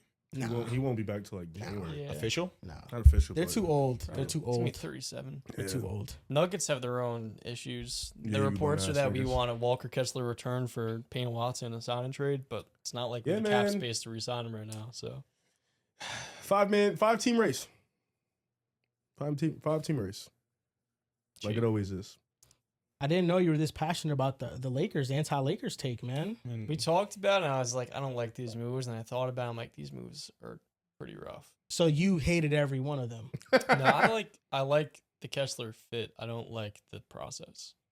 I actually think that is what they needed, but everything else I would have done differently. So you don't think that so even accounting for how much they had to give up to get Kessler in the contract, you would have done it. I don't think so. No, I would not have done it. No, That's the thing, though. I would have waited. That's the thing is that if the Lakers didn't do it, their center right now would be DeAndre Ayton. Andre Drummond or Mitchell But do Robinson. you think Utah was gonna match that money? I think they would have. Yes. 30 mil? Yeah. When they already got Jaren on 50, Laurie on 45, Keontae they got to pay this offseason. Yeah, I don't think those 'cause- 2 firsts are gonna be that valuable for Utah. Like you already have your core. They I think the should've- ultimatum was like, yo, if you don't give us this, we're gonna match it Okay. for sure. Damn. Yeah. That puts them in a tough position. Because then it's for the Lakers. I mean, how I view it is that if you didn't overpay for Kessler, your starting center right now is dog shit. Like you don't have a starting But now center. your starting center is good. You overpaid him. Yeah, but maybe Kessler can be great. John thinks he could be top 10. He played Yeah. 10 games last year. He Well, he did. tore his labrum when they shut him down after 5. But it's not an injury concern for I Ja. mean, torn labrum. no, they shut him down early. I think he'll be fine. He He didn't had shut him surgery down. already. He tore his labrum. Like, Yeah. okay. What's your like? What do you think he could be? I'm confused. He's making it seem like you think he can be like an all-star. Like, To me, he can be in the Jared Allen tier with Isaiah Hardenstein easily. okay, I mean, It's not I crazy. say does he's that win you anything? Well, No. Luka has won with Gafford and Lively. Yeah. So He did win. Well, yeah, he did. He He went to won the 3 playoff finals. series. Oh, I meant Kessler's more like been- the whole big thing. Oh, the whole big. But I'm saying Luka has shown with dog he shit was better centers and before. solid centers that he can go far. That's fair. I Yeah. think Kessler's the best center he's played with ever, potentially. Was Porzingis a 5? More of a 4, but they Okay. didn't fit together. All right, yeah, I'm with you. That first series against the Clippers was He only beautiful, played 3 games. yeah. but Before they Jordan were The Lewis gets potential was into fire. Yeah. Potential was fire. They just didn't play well together. They didn't get along. But no, Kessler is the best big man Luka's played with, potentially. So, Yeah. I mean, if that works out, then you just have to figure the small forward and power forward No, position. yeah, we're talking about the third best team in the West. They're not that far. yeah, Rui Hachimura, LeBron James. It's just how they can get there. No, if their wings being as weak as it is makes it a big gap because Kessler and Hardenstein. If Kessler gets to Hardenstein level, cool. But then you have a Chet problem and a J-Dub problem. You are so far away from that right there. Yeah, and then San Antonio, you're gonna have a Dylan Harper Castle problem for years to come. It looks worse because they're in the West and it's you know, it's Yes. Luka and he's a top 5 player, but I mean the gap between OKC and the Lakers I think is like the same gap between OKC and like Boston, you know? Boston's just in the East. Oh yeah, okay, all right, yeah. I mean, yeah, Like I think every team is we they're- can't move LA to the West. East. every team is like a gap Yeah. removed from like OKC. Boston's better than the Lakers though. If they walked into a playoff series tomorrow, Boston, I think it's a 7-game series. maybe. And the Lakers could definitely win that. I mean, if it's a 7-game series, any team can win it. Yes. I don't know. You're right. I don't think it's 7 though. I don't Like, know. I Boston's think a better when you look team. at the Lakers and the Celtics roster, like I don't think it's that far off. I think when you talk about Similar. fit, Boston clears. Talk about the way the style they like to play, Boston, and I like the players on Boston better, pretty easily. The Actually. only thing is, can JJ Redick outcoach Joe Mazzulla? Yeah, Probably, but Boston's gonna play within their strength. they are. Like they're gonna do what they do regardless of what the other side. But is I doing. think JJ We'll will want to play into that hand. Let For them sure. let them shoot the 3 ball. Hell yeah! But now Boston get hot, it's over. It's like I think they're gonna try and take Tatum out the game and can't. force the. Yeah, with who? There it is. Zaire Williams. I just think everything looks he stable? everything looks worse when you're in the West because you're compared to San Antonio and OKC. Like, Yeah. but I don't think that the Lakers roster is. But the Lakers are terrible. the third best team in the East. Yeah, they probably would be. Yeah, because they're not better than you guys. No, they're not. I don't think they're better than Boston. We You have think they're better Wingstop. than Philly? Yeah, I do. Really? Yeah. Okay. In a series, the Lakers could beat Philly. Philly healthy? Yeah. No. Jalen Brown had to guard Luka again. Philly healthy? No, I think Philly's just too good talent wise. But I mean, with Philly, I don't know if Joel Embiid's gonna be healthy. Cheers. I also don't know if that's a good series for Austin Reeves. I know we're all laughing at the Matisse DJ Thybulle Garden. and Zaire Williams signings, but when the Mavericks signed Derrick Jones Jr., no one made anything of it, and he became a closer and a starter on a finals team. Thybulle's going to play a huge role this year. If he's healthy, he has to be able to hit the 3 ball. he's been hitting the 3 balls. Yeah. He takes 3 attempts a game and he hits 30, high 30s. He doesn't get guarded out there, but if he's able to hit an Yeah. open 3 and he's defending premier, and he's the only guy that really can do that, he's going to play a ton, probably 25 minutes. That's a game. why I thought that those moves rounded out their offseason. It felt like, okay, you took some swings on some guys with potential. Zaire Williams has high-end athleticism. He could defend. And Thybulle's a great defender, but he needs to be more consistent shooter. They just need one of those guys to hit. If one of those guys hit, I think that the Lakers aren't in a terrible spot. You know, but it's the Western Conference, and it's a gauntlet.